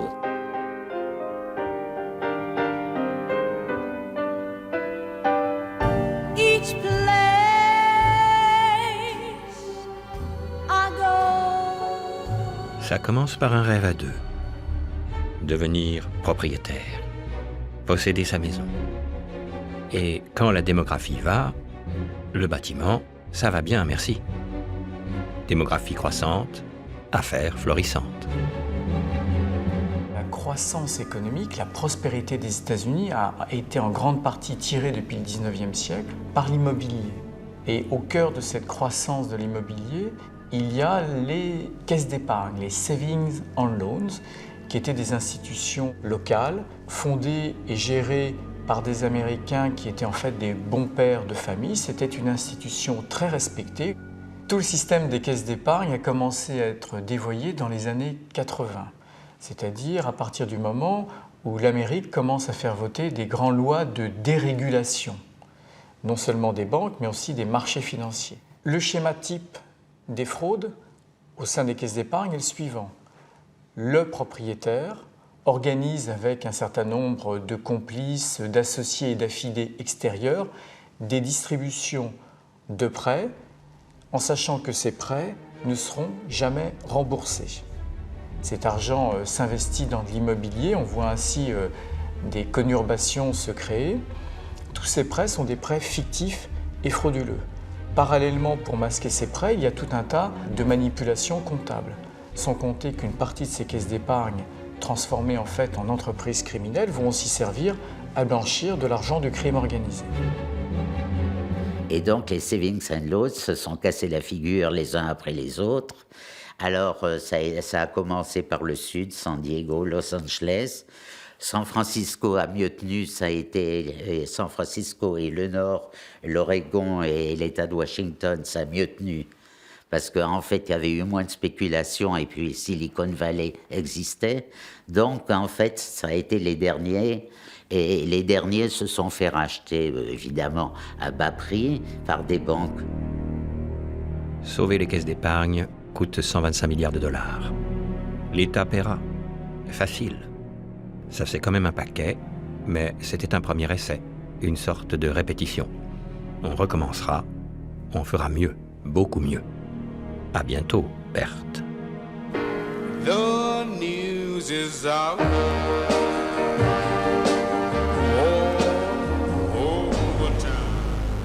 Les révolutions technologiques suscitent régulièrement des bulles spéculatives. Le charbon et le chemin de fer, au XIXe siècle, l'automobile, au début du XXe, l'électronique et récemment le numérique et Internet. La nouvelle industrie, nouvelle société, nouveaux profits. Au départ, c'était relativement facile. C'était des sociétés, mais par exemple Microsoft, c'était des sociétés qui gagnaient de l'argent, qui étaient gérées, qui avaient un bilan propre, qui avaient déjà une existence. Donc, on avait des gros prospectus. On avait des exemples déjà dans nos banques, on travaillait déjà sur les produits. Donc on apprenait en travaillant dessus. Donc c'était, je dirais, normal d'investir progressivement en étudiant, en apprenant et en étant avec des gens qui faisaient un métier, qui gagnaient de l'argent, donc on payait peut-être ça assez cher, mais on savait que c'était le futur. Et en même temps se créent les stock options. C'est-à-dire que ces inventeurs se disent je crée des entreprises avec un coût très faible, le taux d'intérêt est extrêmement bas du fait de la politique monétaire, et je deviens mon propre actionnaire, et par conséquent, je vais valoriser indéfiniment en réalité, et je vais devenir un multimillionnaire finalement en quelques clics, quoi. Et donc c'est ce qui s'est passé. On vous dit, il y aura Google, il y aura Amazon, il y aura ceci, il y aura Yahoo, et ça va rapporter tellement d'argent que on peut déjà, si vous voulez, on peut commencer à distribuer l'argent. Moi j'ai eu l'occasion aux États-Unis. J'ai eu des entretiens d'embauche dans des compagnies comme ça. C'était le rêve, mais ce rêve avait été créé en fait, essentiellement par le changement des règles comptables qui avait permis de vendre, distribuer l'argent des châteaux en Espagne. On va construire des châteaux en Espagne et on distribue déjà l'argent que ça produira. Et les investisseurs arrivent en foule. Tous les gros investisseurs institutionnels, en fait, ils demandent, chaque fois qu'une entreprise, mettons, a besoin initialement, si vous voulez, de 2 millions de dollars pour commencer, les investisseurs en proposent 4-5 fois plus. Non seulement les titres sont placés, mais il y a une pression pour investir là. Il faut absolument investir là. Donc vous avez une flambée incroyable des cours. Non seulement on ne tient plus compte des dépenses anciennes, non seulement on ne s'intéresse plus au fait qu'on peut distribuer de l'argent qui vient de rentrer, les recettes de l'année dernière, mais on va commencer à faire une nouvelle chose, on va commencer à distribuer sous forme de dividendes de l'argent qui n'est pas encore rentré. C'est un changement dans la comptabilité, on appelle ça mark to market, la cote au marché en français, la cote au marché. Au moment où on met le projet sur le papier, on commence à distribuer l'argent. Le plus bel exemple de la compagnie, évidemment, qui s'écroule dans cette bulle de l'Internet, c'est la compagnie Enron. Ce n'est pas une compagnie d'Internet, mais c'est la 7e compagnie aux États-Unis. C'est une compagnie très, très importante. Et dans cette compagnie, un beau jour, on signe un projet de faire un barrage hydroélectrique en Inde. Et 2 personnes qui sont occupées dans cette compagnie de ce projet reçoivent chacun 50 millions en bonus à valoir sur les bénéfices qui vont venir de ce barrage. Ce barrage n'a jamais produit d'électricité. Les 50 millions ont quand même, les 2 fois 50 millions ont quand même été distribués. Enron était le numéro 1 mondial de l'énergie et un fort appétit. Gaz, électricité, télécommunications, Internet, marché financier, Enron avalait tout et faisait tout. Opérateurs, investisseurs, producteurs, vendeurs, assureurs. Ça s'appelle un conglomérat. 100 milliards de chiffres et 35 milliards de dettes. Et aussi comptes truqués, blanchiment, corruption et fraude. Un exemple. Vous ne trouvez pas ? Je me souviens d'une compagnie où j'étais là et on me dit, voilà, la compagnie fait ceci ou cela, je ne sais même plus ce que c'était. Bon, ce serait sur l'Internet. Et puis, voilà, l'entretien se passe comme ça, et puis ça se termine toujours de la même manière. Est-ce que vous avez des questions ? Je dis, oui, vous allez être coté en bourse, il va y avoir une IPO, où la compagnie va passer de son projet à être une compagnie cotée en bourse. Qu'est-ce qui va se passer à ce moment-là ? Et le type me dit, ça va être un moment difficile pour la compagnie. Je dis, pourquoi ? Parce que nous tous, nous allons prendre notre retraite à ce moment-là. L'argent qui était produit de cette manière-là, c'était une espèce de caisse dans laquelle on puisait, et puis on prenait sa retraite parce qu'on avait fait 10 millions, 20 millions, etc. Et le problème de la compagnie, c'était la transition vers le moment où elle devait, en principe, faire les choses pour lesquelles la compagnie avait été créée. Il fallait voir, avant même que ça commence, il fallait voir les locaux dans lesquels ça se passait. C'était à l'infini, il y avait avec 15 ordinateurs par personne, etc. Et tous ces trucs-là, bon, évidemment, n'ont jamais marché. Les prix ont monté à la bourse sur les bénéfices qui viendraient un jour, et puis il vient un moment, c'est une pyramide bien entendu, il vient un moment, on n'arrive plus à recruter, tous ceux qui pourraient être là sont là, et le truc s'effondre, tout à coup le prix dégringole. Et j'avais des collègues qui étaient là à spéculer, qui achetaient des trucs, et pendant les heures du bureau, ils achetaient des machins, etc. Et ils étaient, voilà, alors ils me snobaient un peu, j'étais pas dans le club. Et puis le jour, tout ça s'effondrait, qu'on a vu leur figure, leur visage qui s'allongeait. Moi, j'ai rien dit. Bon, mais voilà. Depuis les années 1980, Wall Street, la tête à l'envers, a supprimé les règles prudentielles imposées depuis la grande crise des années 30. On ne demande même plus un plan de rentabilité aux sociétés qui veulent entrer en bourse. En une année, Goldman Sachs introduit 18 sociétés, dont 14 sont à ce moment-là déficitaires. En moyenne, les actions des sociétés introduites en bourse à la veille de l'an 2000 dépasseront de 180% leur prix d'introduction. Goldman Sachs faisait encore mieux. 280%. Toute spéculation passe par une phase euphorique. Il y a, si vous voulez, une espèce d'unanimité, une convention de marché qui fait que tout le monde va aller acheter parce qu'il pense que les prix vont monter, il le pense parce qu'il pense que les autres vont acheter aussi. À ce moment-là, spéculer, c'est prendre le risque. Et donc, vous voyez, il s'est développé une finance dont énorme, produits dérivés, etc., une finance dont l'objectif était de transférer le risque, de faire circuler le risque jusqu'à ceux qui veulent le prendre. Et c'est des spéculateurs, évidemment, qui le prennent. Comment expliquer? Vous recevez de l'argent, vous l'investissez, ça marche, parce que vous faites monter artificiellement les cours. Donc, vous achetez, les cours montent. Vous distribuez, donc vous recevez encore plus d'argent, puisque les premiers qui sont rentrés disent « qu'est-ce qu'on gagne comme argent ?» Donc les autres arrivent en masse. Donc il y a de plus en plus d'argent, donc on fait monter de plus en plus puisque vous achetez artificiellement. Et puis à la fin, paf, la bulle de savon.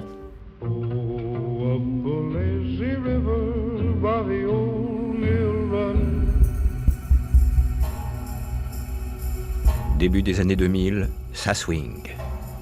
Éclatement de la bulle Internet, attentat du 11 septembre, baisse de la balance des paiements, baisse de l'épargne et baisse des taux d'intérêt.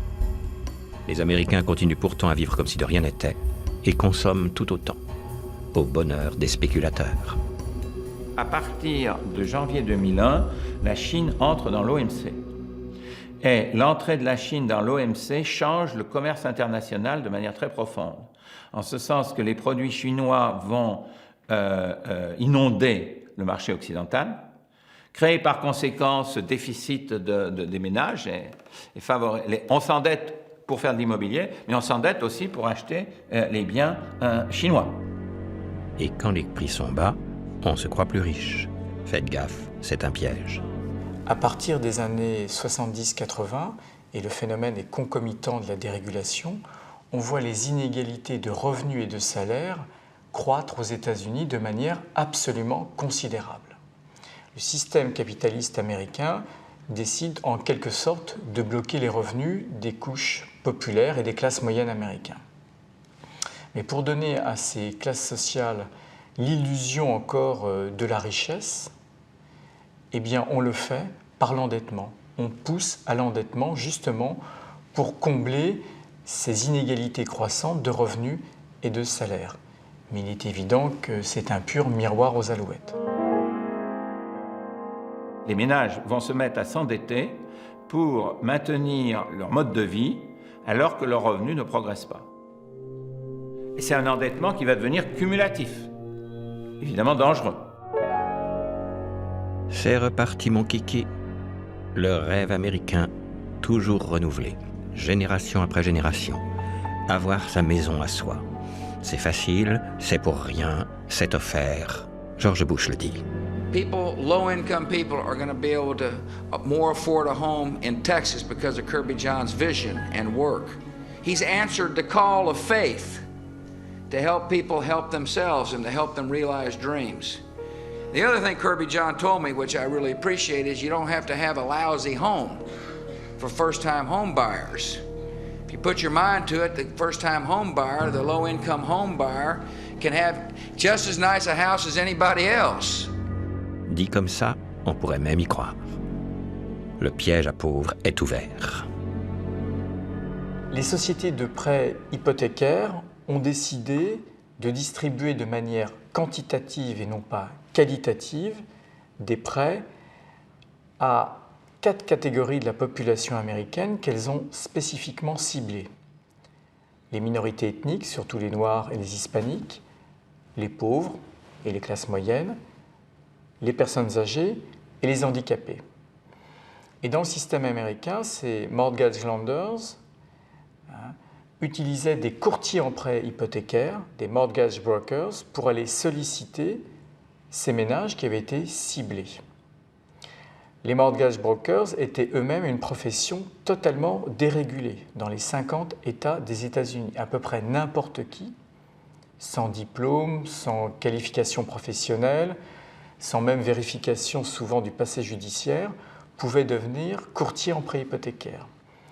Et dans ce système très pervers entre les mortgage lenders et les mortgage brokers, pendant plus d'une dizaine d'années, des centaines de milliers de dossiers de prêts hypothécaires ont été constitués, comportant de la tromperie et des fraudes, au sens technique, au sens pénal du terme. C'est-à-dire que ces dossiers étaient perclus d'infractions pénales, abus de confiance, escroquerie, abus de faiblesse, faux en écriture. En 2006, à la veille de l'éclatement de la bulle immobilière, tout de même, plus de la moitié de ces dossiers étaient des dossiers qui n'étaient pas remplis. Les Américains disaient « no doc loans », c'est-à-dire que les dossiers n'avaient pas été matériellement remplis. C'était donc des faux par omission. Alors, qu'est-ce qui se passe pour qu'une dynamique de ce type-là, pour que les prix continuent d'augmenter? Il faut qu'à tout moment, il y ait de nouveaux acheteurs. Et à tout moment, il faut qu'il y ait de nouveaux entrants, des gens qui n'ont jamais acheté de maison entrent et achètent une maison. Ce qui se passe dans les années 2005-2006, on a prêté aux gens de plus en plus pauvres, on a maintenant prêté à l'ensemble des Mexicains, des Afro-Américains, etc. Et on a épuisé la réserve. En dessous des plus pauvres, dans toute population du monde, c'est toujours vrai, en dessous des plus pauvres, il n'y a personne. Il n'y a personne. Paul Jorion, ethnologue avant de devenir économiste, travaillait à Country White Financial, la plus grosse des sociétés d'hypothèques, celle d'où allait venir la catastrophe. Il a vu le piège à pauvres se refermer. Le bonhomme, il fait un emprunt, il reçoit le crédit, ils empruntent, je ne sais pas, 99% de la valeur de la maison, et on leur donne. Alors, sur une maison qui vaut $100 000, ils ont emprunté $99 000. Voilà, bon. L'année suivante, la maison vaut $120 000. Il y a quelqu'un, une banque qui les appelle au téléphone en disant « Écoutez, vous savez, je vous donne un autre mortgage, un nouveau prêt hypothécaire, mais plus sur les 100 000, je vous le fais maintenant sur les 120 000. Vous allez pouvoir emprunter $20 000 supplémentaires. » Et avec les 20 000 qui dégageaient la différence entre les 120 000 et les 100 000, avec les 20 000, ils payaient leur mensualité. Parce qu'en réalité, ils avaient pris des maisons qui étaient au-dessus de leurs moyens. Ils ne pouvaient payer les mensualités qu'en faisant des emprunts supplémentaires. On était dans une totale logique de bulle. Qu'est-ce qui se passe? Ce truc-là s'effondre. Il suffit que les prix stagnent à ce moment-là. Le gars qui dépend du fait que le prix va encore monter, si le prix stagne, il est mort. Et c'est comme ça que ça s'est passé. En fait, les ménages, dès le départ, étaient piégés, pigeonnés et étranglés. On les appelait aussi des prêts fantômes, comme je vous le disais. C'était des prêts, en anglais, on disait ninja. Alors il faut découper le mot, en fait. Ninja, ça voulait dire no income, no job, no asset. Donc on distribuait des prêts à des gens qui n'avaient pas de revenus, qui n'avaient pas de travail et qui n'avaient pas de capitaux. Ils surnommaient ces prêts des prêts à neutrons, par référence à l'arme du même nom. Vous savez, l'arme à neutrons, c'est l'arme qui détruit les personnes, mais qui laisse intacts les bâtiments. Donc ces financiers savaient qu'ils allaient pouvoir étrangler les ménages endettés, qu'ils pourraient saisir la maison, la récupérer et la vendre aux enchères.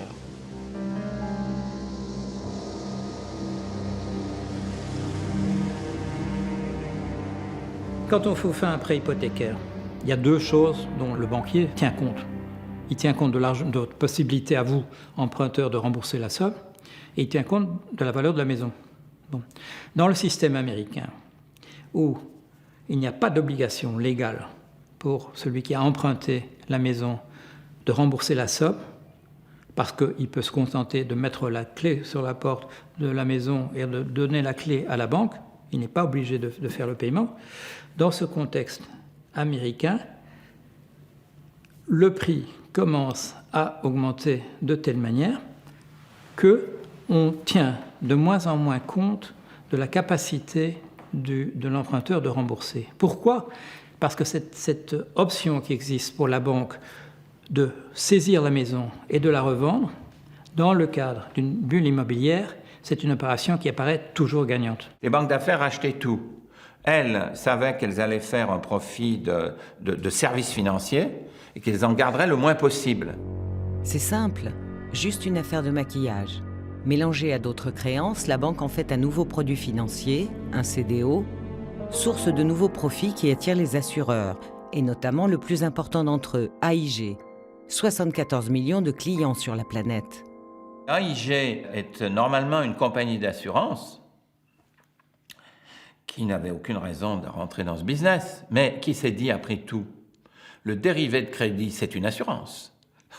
Donc, moi, je vais construire une banque d'affaires à l'intérieur de ma compagnie d'assurance et je vais, d'une certaine manière, prendre le risque de crédit que les autres me vendent par l'intermédiaire de ces dérivés. Donc, elle s'est chargée d'une montagne, si vous voulez, de risques. Avec seulement 2 milliards de dollars de fonds propres, AIG va détenir jusqu'à 800 fois plus d'engagements à haut risque. Les bénéfices d'AIG quadruplent, ses traders deviennent millionnaires. La grande embrouille est en marche.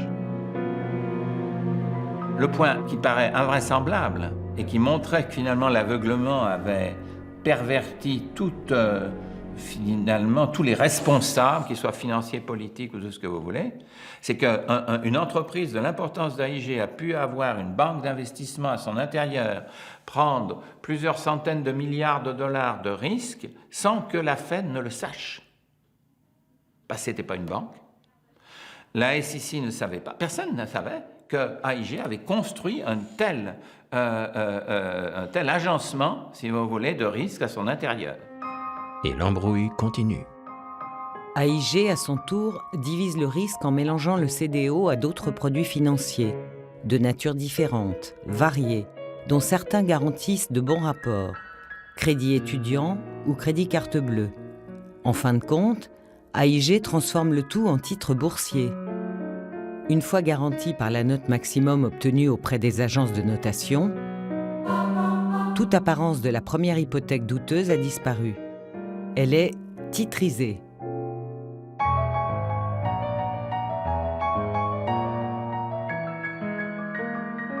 La titrisation est bien le cœur de cette fraude systémique.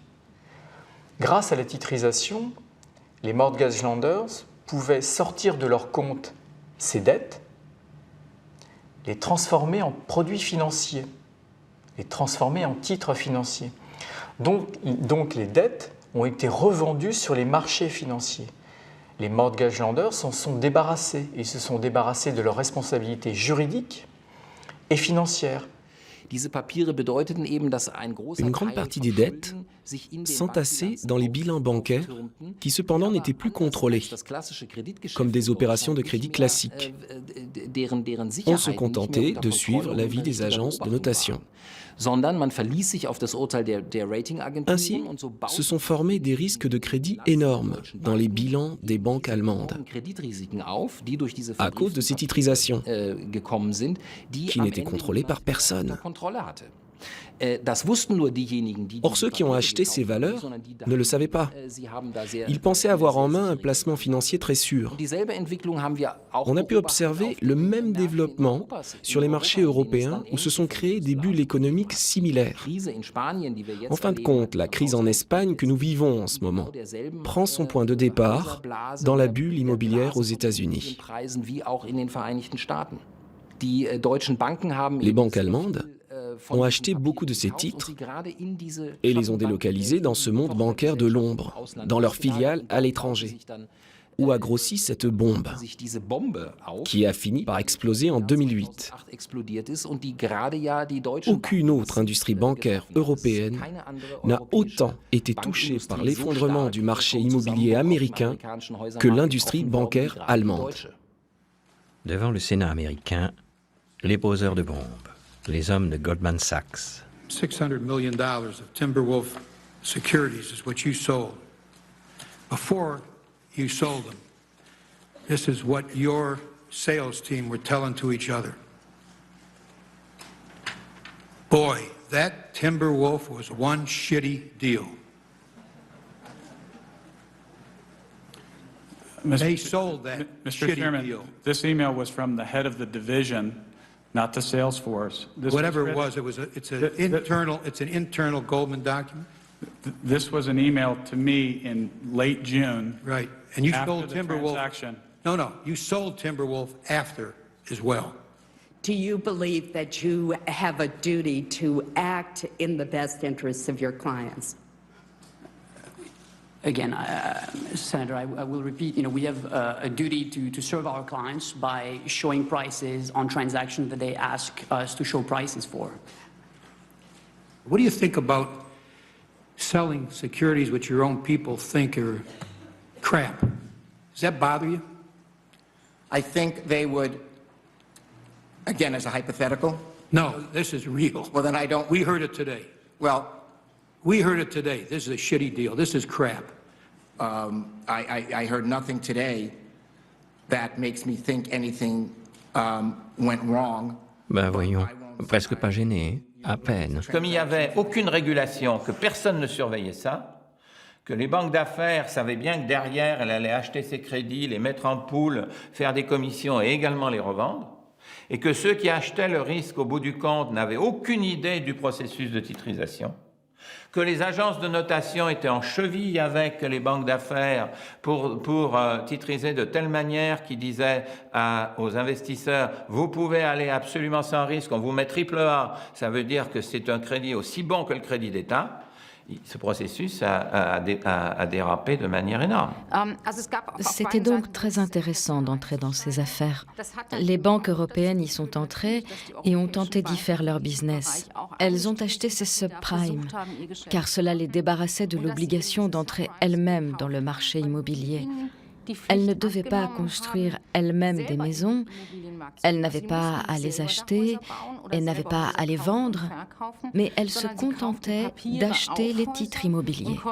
Elles pensaient pouvoir ainsi participer à ce marché, participer à ces opportunités et à ces développements, sans avoir à se préoccuper des détails. Gerade auch deutsche Banken investierten, zum Teil. Des banques allemandes investirent alors des milliards dans les CDS américains et dans les titres structurés. Elles devinrent ainsi dépendantes de ce marché qui devenait en fait de moins en moins stable. L'autorité de contrôle des banques européennes souffrait de déficits structurels. Par exemple, les banques allemandes ne pouvaient pas contrôler leurs filiales en Irlande et ne pouvaient pas évaluer les risques qu'elles avaient externalisés. La question est de savoir si ceux qui vendaient ces produits en connaissaient les risques. On a porté de nombreuses accusations contre Goldman Sachs. Il y a des plaintes contre la Deutsche Bank. En tout cas, il est clair qu'à l'époque, on vendait des titres garantis sûrs, alors que c'était faux. Personne n'a vu comment tout était lié. C'est ça le secret. Un jour, la reine d'Angleterre a demandé à des économistes britanniques comment cela avait pu arriver, comment quelques maisons américaines avaient pu faire ces effondrer toute l'économie mondiale. Ces économistes ont réfléchi 6 mois, puis lui ont écrit qu'ils ne comprenaient pas, que cela tenait probablement au fait que tous les risques pris séparément étaient connus, mais qu'on ne savait pas comment ils étaient liés. Ils ont dit, et c'est ce que je trouve le plus probant, que c'était comme dans une fête. Quand l'ambiance est bonne, personne ne veut être celui qui range les bouteilles. Le FBI a tiré la sonnette d'alarme pour essayer d'y remettre un petit peu d'ordre. Quand la crise a éclaté à partir de 2007-2008, le FBI et le département de la justice se sont retrouvés pieds et poings liés, incapables de faire face à l'accumulation des dossiers. Non seulement les dossiers criminels étaient extrêmement nombreux, mais ils étaient surtout très complexes, très opaques.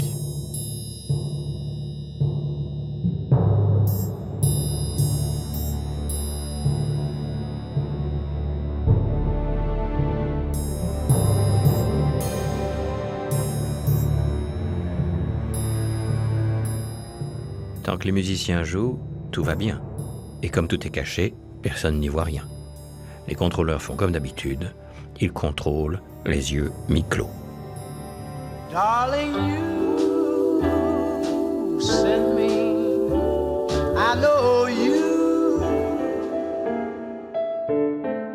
Les agences de notation, Fitch, Moody's, Standard & Poor's, à 3, elles font 90% du chiffre d'affaires global de la profession. Premier problème, elles sont payées par le client pour noter les produits.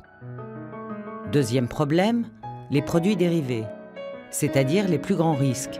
Ils sont hors bilan, hors de portée des commissaires aux comptes, qui ne parviennent plus à suivre. Les agences de notation avaient de fait un rôle central puisque c'était elles qui devaient dire si les fameux produits titrisés, les CDO, donc les produits complexes qui comportaient les dettes hypothécaires, il appartenait à ces agences de notation de dire si c'était des produits sûrs ou non, si c'était des produits toxiques ou non. Et les agences de notation ont fonctionné comme un cartel, comme un oligopole, elles n'étaient que 3. Elles ont très bien noté tous ces produits titrisés perclus de fraude.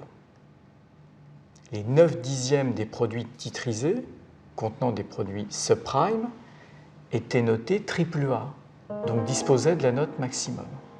Elles se sont donc totalement trompées. Dans notre système, un type de produit dont les agences de notation diraient on ne peut pas en évaluer le risque, il serait invendable. Ça, elles ne l'ont pas fait en se disant si je dis que je ne sais pas le faire, je vais perdre une part de marché. Elles le reconnaissent maintenant. Pour certains produits financiers, on ne connaissait pas véritablement de méthode pour évaluer le risque qu'ils représentaient. Toutes ces agences de notation ont accepté quand même de donner des notations. Les chiffres qui leur venaient des banques, des fameux mortgage lenders, étaient tous plus ou moins truqués. Ont-elles été aussi aveugles que cela ? On peut se demander si elles n'ont pas été complaisantes. Pouvaient-elles vraiment ignorer le volume de fraude dans les prêts hypothécaires ? Personnellement, j'en doute. Alors aujourd'hui, les agences de notation aux États-Unis ont réussi à échapper au procès pour fraude civile qui leur a été intenté. Elles ont réussi tout simplement parce qu'elles ont excipé du premier amendement à la Constitution des États-Unis. Elles disent « Nous devons bénéficier de la liberté d'expression. Nos notations n'étaient pas des actes financiers, mais c'était de pures opinions. » C'est juré, craché, puisqu'on vous le dit. Les agences de notation étaient au cœur de conflits d'intérêts absolument gigantesques. Il y a eu 2 grands conflits d'intérêts. Le premier, tout le monde en a conscience, c'est qu'elles étaient payées par les personnes qui leur demandaient de noter les produits. En général, vous n'êtes pas très critique avec la main qui vous nourrit.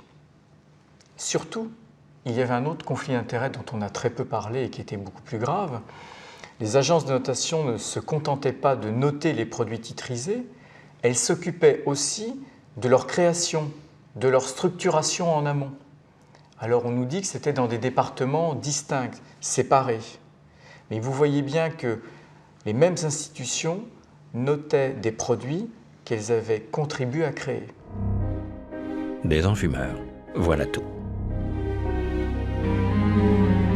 Mais à ce point-là, c'est quand même incroyable. Quelques jours avant de faire faillite, AIG sera encore noté AAA, la meilleure note possible. Lehman, pareil. Fannie Mae, Freddie Mac, pareil. Des enfumeurs, dont la commission d'enquête du Congrès américain juge le rôle essentiel dans la débâcle. Dinah, is there anyone finer in the state of Carolina?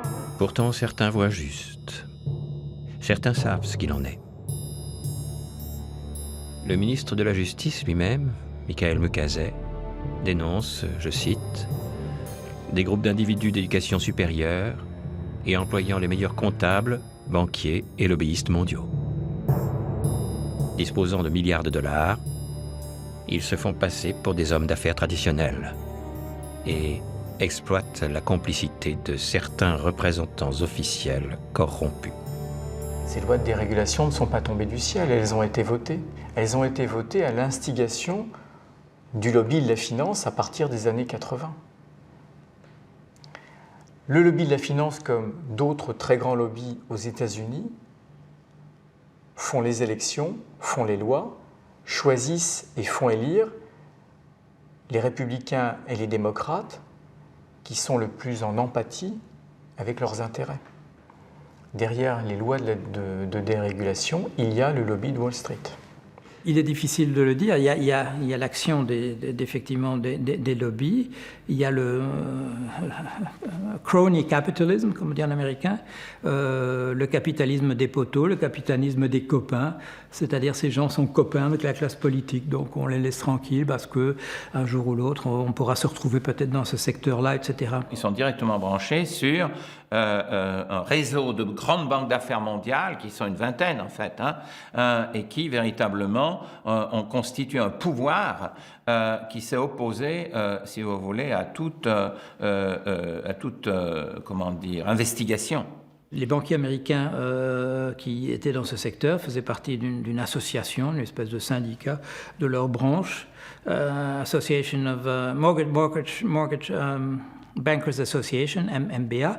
Et ces gens, sur la période qui a conduit, je dirais, entre 2000 et 2006-2007, quand la crise éclate, ont dépensé 500 millions. Ils ont dépensé 500 millions de dollars pour qu'on ne réglemente pas davantage leur secteur. C'est évidemment de l'argent qui est donné aux sénateurs, aux congressmen, aux parlementaires pour qu'ils n'interviennent pas dans ce secteur-là. Mais c'est aussi le financement d'études. Il y a des études. On demande à des cabinets de montrer, par exemple, dans le cas des subprimes, la Mortgage Bankers Association a essayé de prouver qu'une réglementation supplémentaire du secteur qui aurait évité la crise des subprimes aurait pu être assimilée devant les cours américaines à de la discrimination raciale. En 1998, la présidente de l'autorité de contrôle des marchés s'inquiète et veut renforcer les contrôles. L'opposition du président de la Fed, Greenspan, est sans appel. Regulation of derivatives transactions that are privately negotiated by professionals is unnecessary. Élémentaire, mon cher Greenspan. Je pense qu'on ne comprend pas la crise des subprimes si on ne remonte pas à ses racines profondément politiques. À partir des années 60-70, la vie politique américaine a été guidée, dirigée par l'argent. Pour être élu aux États-Unis à un niveau local ou national, il faut passer dans les grands médias. Donc il faut de plus en plus d'argent. Ce qui explique pourquoi il y a tant de millionnaires élus au Congrès des États-Unis. Le système politique américain vient même de basculer dans un autre monde depuis une décision de la Cour suprême de janvier 2010 qui s'appelle United Citizen. Par cette décision, la Cour suprême dit que les entreprises, les syndicats et les particuliers peuvent financer sans aucune limite les partis politiques. C'est donc un système dans lequel vous donnez un avantage déterminant à ceux qui ont le plus d'argent. C'est pourquoi beaucoup d'analystes aujourd'hui aux États-Unis se demandent si l'Amérique n'est pas devenue tout simplement une oligarchie, voire une plutocratie. À la Maison-Blanche, côté jardin, petite scène intime devant presse et caméra. Good morning, welcome to the White House. I'm pleased to announce that I will nominate Henry Paulson to be the Secretary of the Treasury. George Bush confie le Trésor des États-Unis à rien moins que le président de la banque d'affaires Goldman Sachs, Henry Paulson. Les amis de cet homme remarquable n'ont rien à craindre. You know, and I get reports all the time. Our regulators are very vigilant. I received a report about the banking industry. À l'en croire, tout est sous contrôle. Il est vivement opposé à toute nouvelle réglementation et il sait où doit aller l'argent. Ainsi va la Maison-Blanche, où le pouvoir économique est à un cercle étroit d'initiés. Presque toujours les mêmes, quel que soit le président. Sans frontière entre responsabilité publique et intérêt privé. Alan Greenspan, venu des Savings and Loans, est nommé par Reagan à la tête de la Réserve fédérale. Il y restera 19 ans. De Reagan en Bush senior, Bill Clinton et Bush junior. Robert Rubin, 26 ans chez Goldman Sachs, nommé secrétaire d'État au Trésor par Bill Clinton. Il négocie la fusion pourtant illégale de Citigroup, avant d'en prendre la direction, qu'il quittera peu après avec un bonus de 126 millions de dollars. Larry Summers, ferme opposant à toute régulation.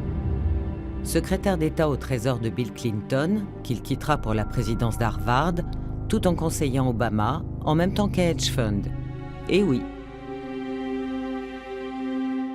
Alors cette porosité entre le monde public et le monde privé est une particularité américaine et que la grande banque d'affaires Goldman Sachs a porté à son zénith, puisqu'on parle même aux États-Unis avec un peu d'ironie mais non sans raison de Government Sachs. Le plus grand nombre vient de Goldman Sachs. Robert Rubin, Henry Paulson, Mark Patterson et Joshua Bolten, directeur du cabinet de Bush, le directeur de la Banque mondiale, le directeur du New York Stock Exchange, les deux derniers directeurs de la Réserve fédérale de New York, laquelle est pourtant chargée du contrôle de Goldman. Ce n'est pas tout. Mario Draghi, le nouveau président de la Banque centrale européenne, Mario Monti, le président du Conseil italien, et Lucas Papademos, le Premier ministre grec. Otmar Hissing, ex-membre du directoire de la Bundesbank, les directeurs des banques centrales du Canada et d'Italie, et tant d'autres. Donc en réalité, il n'y a plus de césure entre ceux qui sont contrôlés et ceux qui contrôlent, entre le régulé et le régulateur. Vous créez de l'osmose, vous créez une communauté de vues, et parfois vous créez une communauté d'intérêts. Et vous créez même parfois des conflits d'intérêts gigantesques. It's too soon to know. Non, les arbres ne montent pas jusqu'au ciel. Janvier 2007, 1700 milliards de produits dérivés sont mis sur le marché. Le Dow Jones chute de 200 points. Les premiers signes d'inquiétude se manifestent à Countrywide. On est passé d'une situation à une autre. Dans la première, les marges bénéficiaires étaient telles qu'on ne faisait pas attention à vous quand vous disiez il y a un problème ici, c'est dangereux, etc. Vous dites oui, c'est pas grave. Pourquoi ? Paul Jorion donne l'alerte, sans succès. Qu'importe le danger, on préfère continuer à danser, tant qu'il y a de la musique. Ça va dans le mur, mais vous inquiétez pas, nous on est tellement meilleurs que les autres, mais on va en profiter encore, on va augmenter notre part du gâteau, notre part de marché va augmenter, etc. Bon, ça dure, je ne sais pas, pendant 6 mois. Et puis au bout de 6 mois, on commence quand même quand on voit les résultats qui rentrent, c'est-à-dire par exemple les sommes sur lesquelles on comptait, on faisait par exemple des projections financières sur l'entreprise, et puis tout à coup, il y a des sommes qui étaient là, chaque année, elles tombaient régulièrement, et puis tout à coup, ces catégories-là évitent. On est en 2007, on est à la fin de l'année 2007, tout à coup, on se rend compte qu'il n'y a plus depuis 3 jours, depuis 4 jours, depuis 5 jours, il n'y a plus d'ordres qui viennent d'en haut. Tout à coup, les cadres supérieurs, les cadres dirigeants de l'entreprise sont occupés à faire autre chose. Et les réunions sont annulées, on a telle réunion sur ceci, ça n'a pas lieu, c'est remis la semaine suivante, etc., plus rien n'a lieu. Et entre nous, on utilise l'expression, on dit, ils sont en train de construire le radeau, ils ne sont plus là. Ils sont en train, justement, de, si vous voulez, ou aller aux chaloupes sur le Titanic. Ils sont en train de se rendre vers les chaloupes. Et c'est pour ça qu'il n'y a plus rien qui se passe, que nous ne recevons plus d'ordre, qu'il n'y a plus de réunions, enfin, les réunions sont annulées au fur et à mesure, etc. La réaction n'a pas été du tout de reprendre les choses en main, d'essayer d'arrêter ça, dans une perspective, je dirais, très américaine, très pragmatique. Quand on voit que le bateau coule, eh ben, on va aux chaloupes et puis c'est tout. Les chaloupes, c'est les parachutes et les bonus. Voilà, bon, ce sont des gens souvent qui avaient énormément d'actions dans leur propre entreprise. Alors avant que ça ne sache dans le public que tout va très très mal, on les revend petit à petit. Il y a des moyens de le faire, il y a des moyens légaux. Par exemple, je sais que mon patron chez Countrywide, il n'avait pas le droit de vendre ses actions plus que, je crois, 10% par mois, etc. Il l'a fait, tous ces gens ont des stock options, ils les exercent à ce moment-là quand les prix sont encore bons. C'est-à-dire ils amassent simplement, ils tirent l'argent, on partage le butin avant en sachant que on va vers la fermeture définitive. Liquidation totale, on partage ce qui reste à l'intérieur du magasin et le reste on s'en fout. On se dit, les sommes qu'ils récoltent de cette manière sont des sommes importantes, ils se disent on va pouvoir se terrer le temps que la crise soit terminée. En juillet, à Londres, le siège d'AIG avoue un trou de 25 milliards de dollars. Pas de problème, la BCE rend flou et du coup sauve la City, pourtant hors de la zone euro. Et ça continue. Roule ma poule. Un des aspects importants de la violence de la crise a été la découverte au moment où toutes ces chaînes de crédit se sont dissoutes, la découverte de l'ampleur des risques et de sa généralité. C'était complètement opaque. Il n'y a eu aucune transparence. Il n'y a eu aucune information donnée à quiconque sur la manière dont s'est fait la titrisation et le transfert de risque. Et c'est ça qui a envenimé la crise d'une manière absolument énorme. À partir du moment où, oui, c'est tout le problème à ce moment-là du mimétisme jouant à l'envers. Les gens qui détenaient des créances sur les banques ou des titres sur les banques ne savaient absolument pas si cette banque-là avait fait quoi. Est-ce qu'elle était menacée ou elle n'était pas? Les banques entre elles ne savaient pas ce que les autres avaient. Personne ne savait ce que les autres avaient. Malgré tout, les banksters continuent à se baffrer. Goldman Sachs, les yeux fermés, le nez bouché, continue à vendre les mêmes produits toxiques. 155 milliards de dollars en 2007. Un an plus tard, la musique s'arrête. Deux géants du crédit immobilier sont en faillite. Fannie Mae et Freddie Mac. L'État rend flou, 183 milliards de dollars, une paille. Puis, c'est Lehman Brothers, 100 milliards de dollars de pertes. Encore une paille. La panique gagne les banques européennes. Deutsche Bank, BNP Paribas, Société Générale, UBS Crédit Suisse sont prises. L'argent public bouche les trous, bien sûr. Sodass die Krise der deutschen Banken La crise des banques allemandes a pris des dimensions très grandes comparée à la situation internationale, car elle est arrivée de deux côtés à cause de la crise de Lehman Brothers. À l'époque, les exportations allemandes étaient en difficulté. Les exportations diminuaient et les banques allemandes, qui finançaient une grande partie de l'exportation, se trouvaient prises dans une grande spirale négative et devaient faire face à de grosses difficultés. Les grandes banques allemandes se sont retrouvées face à des difficultés parce que tout à coup, leurs créances ne valaient en grande partie plus rien. Il a donc fallu créer des holdings nationales pour sauver une grande partie des banques publiques et privées qui s'étaient aventurées sur le marché immobilier. Au moment de la faillite de Lehman Brothers, tous ceux qui avaient ce qu'on appelle des dérivés de crédit, c'est-à-dire des assurances de crédit, ont voulu les faire jouer en même temps pour essayer de se tirer d'affaires. Et ceux qui leur avaient vendu cette assurance étaient absolument incapables de payer, y compris AIG. Comme AIG était l'une des plus importantes entreprises financières du monde, si on l'avait laissé tomber, le système financier mondial s'effondrait. Mondial. Et c'est ce que Bernanke a tout à fait compris. Et donc, ils ont sauvé AIG tout de suite. Tout de suite, dès le 18 septembre, c'était à 3 jours près. Dans un week-end, ils ont sauvé AIG. Les financiers ont le goût des mots délicieux. Quand le système est en jeu, quand l'État risque la faillite et qu'il faut alors sauver les banques, ils parlent d'aléa moral. Dans le cas d'AIG, l'aléa moral coûte 85 milliards de dollars. Un détail. Aléa moral donc. Et totale impunité. La justice américaine n'aime pas en matière économique financière les procès. C'est long, c'est coûteux, c'est incertain. Donc que fait la justice? Elle passe tout à fait légalement des transactions. Elle mène ce qu'on appelle des plea bargaining ou des settlements. Grosso modo, on demande à la personne coupable de reconnaître plus ou moins explicitement ses fautes et de payer une amende. En échange, il n'y a pas de procès. Donc en définitive, Angelo Mozilo, comme tout un tas d'autres fraudeurs, ont été à peine punis, si tant est qu'on puisse considérer que c'est une punition, et c'est l'impunité. But obviously, it doesn't make any sense for us to make a loan that's going to fail because we lose. They lose, the borrower loses, the community loses, and we lose.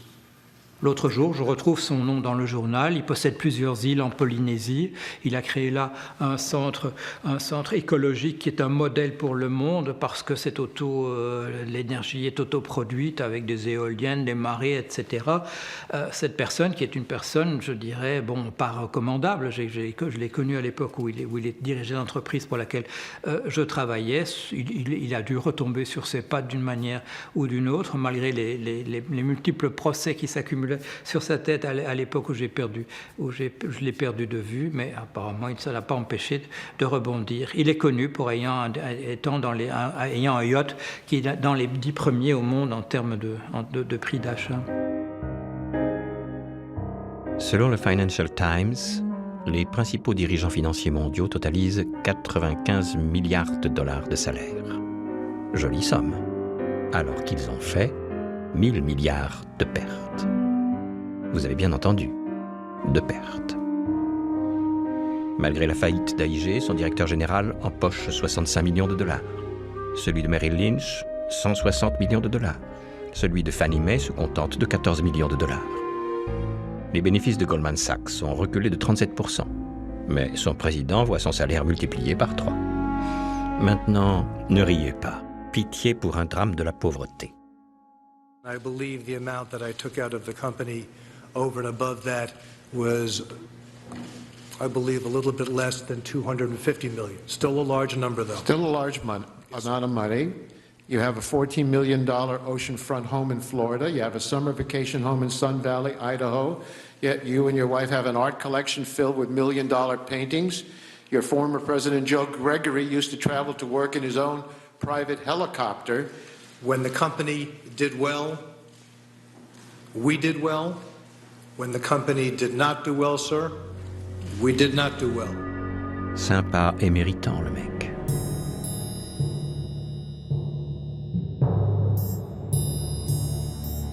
On n'y peut rien. L'espoir est souvent candide. Fin 2009, Barack Obama réforme les finances et Wall Street. Mais l'entourage ne change pas, ou si peu. Les agences, pareil. Le lobbying, pareil. Les bonus, pareil. Et les dividendes ont encore monté. Les principales banques américaines sortent de la crise plus puissantes que jamais. Les pauvres sont encore plus pauvres. Les fauteurs de la crise sont aujourd'hui impunis. Ils ont même été récompensés. Et la récompense est faite de plusieurs manières. Tout d'abord, ils ont été sauvés par l'argent public, par l'argent du contribuable. Donc on est dans le processus habituel qui a consisté à privatiser les profits et à socialiser les pertes. Ensuite, ils ont été récompensés tout simplement parce qu'il n'y a pas eu de sanctions judiciaires et pénales. Le système judiciaire américain a été incapable, globalement, de mener des procès pour fraude civile ou pour fraude pénale. Et puis, il ne faut pas oublier que Wall Street est sorti renforcé de tout cela. Quelques banques ont disparu, mais le système globalement s'est resserré, s'est renforcé, et son emprise sur la classe politique américaine ne se dément pas aujourd'hui encore. Langfristig wird À long terme, la crise et ses conséquences auront des répercussions sur les pratiques bancaires, même en Allemagne. Il y aura moins d'affaires à risque, moins d'investment banking. On peut déjà le constater, par exemple dans le développement de la Deutsche Bank, la banque internationale la plus importante. Elle a annoncé comme stratégie la réduction des investissements et le développement des parties à moindre risque.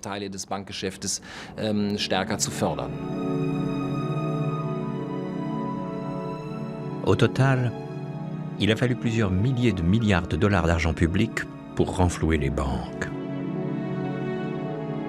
Pourquoi? Pour que le système continue, tout simplement. Pas d'autres moyens connus pour l'instant. Ça marche mal, il y a des pannes, de grosses pannes, mais ça marche comme ça. Alors, tant qu'il y a de la musique, la machine à dette continue à tourner. Les encours de crédit sur le marché interbancaire européen, c'est de l'ordre de 6 000 milliards d'euros. Donc c'est un chiffre gigantesque. Donc on voit bien quand on voit ce chiffre que quand le marché interbancaire se bloque, ça a des conséquences. D'ailleurs, les créances aujourd'hui portées par la Banque centrale européenne sur le système bancaire européen pour compenser son grippage plus ou moins régulier, c'est 3 000 milliards d'euros. 3 000 milliards d'euros portés par la Banque centrale européenne. 1,5 fois le PIB français. Donc on n'est pas sur des petites choses. L'iceberg est gros. Ça, on sait à peu près. En tout cas, les initiés savent. Les spécialistes savent. La majorité des économistes ne savent pas. Les spécialistes d'économie monétaire savent, mais on ne sait que sur la partie visible de l'iceberg. Le shadow banking, il n'y a personne aujourd'hui qui est capable de vous donner ce type de chiffres sur les hedge funds, les émetteurs de produits dérivés de telle et telle catégorie, qui porte quoi, personne ne sait. En 2012, les hedge funds sont plus de 11 000, de plus en plus actifs. Ils se développent sans cesse. Ils savent faire 28 milliards de dollars de gains en un an, plus que les 6 plus grandes banques réunies. Pour eux, c'est du gâteau.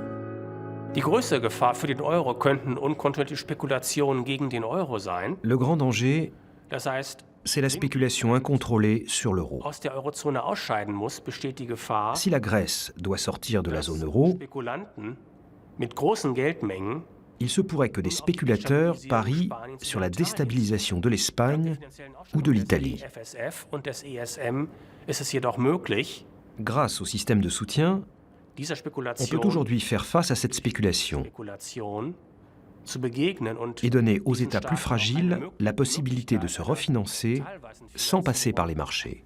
an den Geld- und Kapitalmärkten vorbei zu ermöglichen. Si l'Europe était unie, elle serait le seul triple A qui reste, la zone sûre du monde.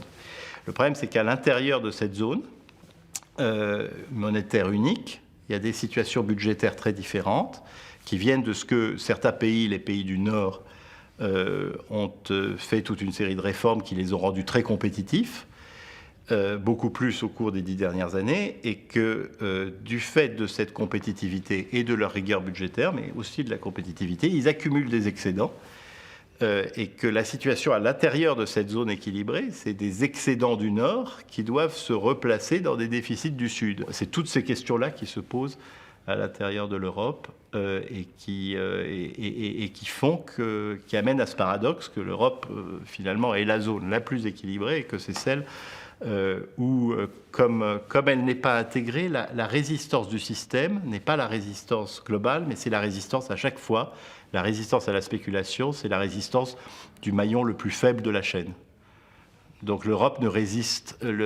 quand les marchés attaquent l'Europe, c'est pas la résistance de l'Europe qu'ils testent, c'est la résistance de son maillon le plus faible à un moment donné. La Grèce hier, l'Espagne aujourd'hui, qui sait demain. Le cœur du sujet, c'est que la signature de la France est aujourd'hui évaluée par les marchés, pas par les agences de rating qui sont très en retard sur les marchés, mais par les marchés, tous les jours, et que ce que ça nous apprend est quand même quelque chose à quoi il faut réfléchir. Aujourd'hui, la signature de la France vaut moins que non seulement la signature de l'Allemagne, mais aussi que la signature de Danone, par exemple. Une grande entreprise française est considérée comme plus sûre que l'État français. Ça, c'est très très nouveau. C'est un monde, on entre dans un monde entièrement nouveau.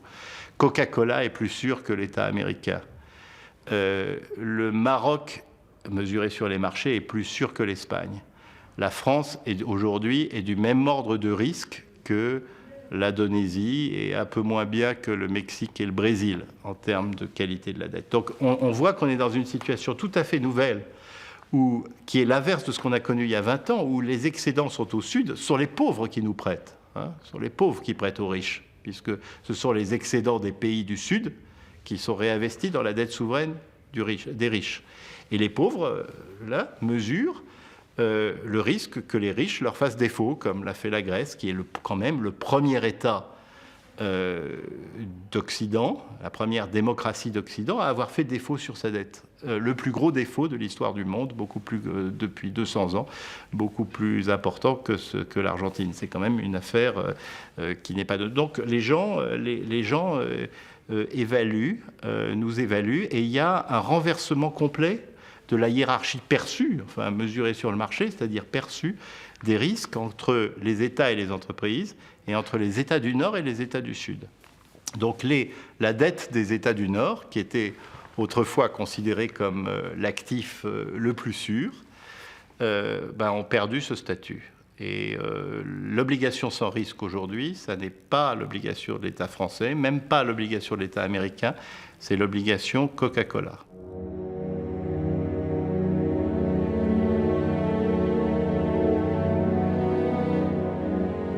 La grande crise financière que nous connaissons depuis 5 ans est venue d'une défaillance des systèmes de régulation.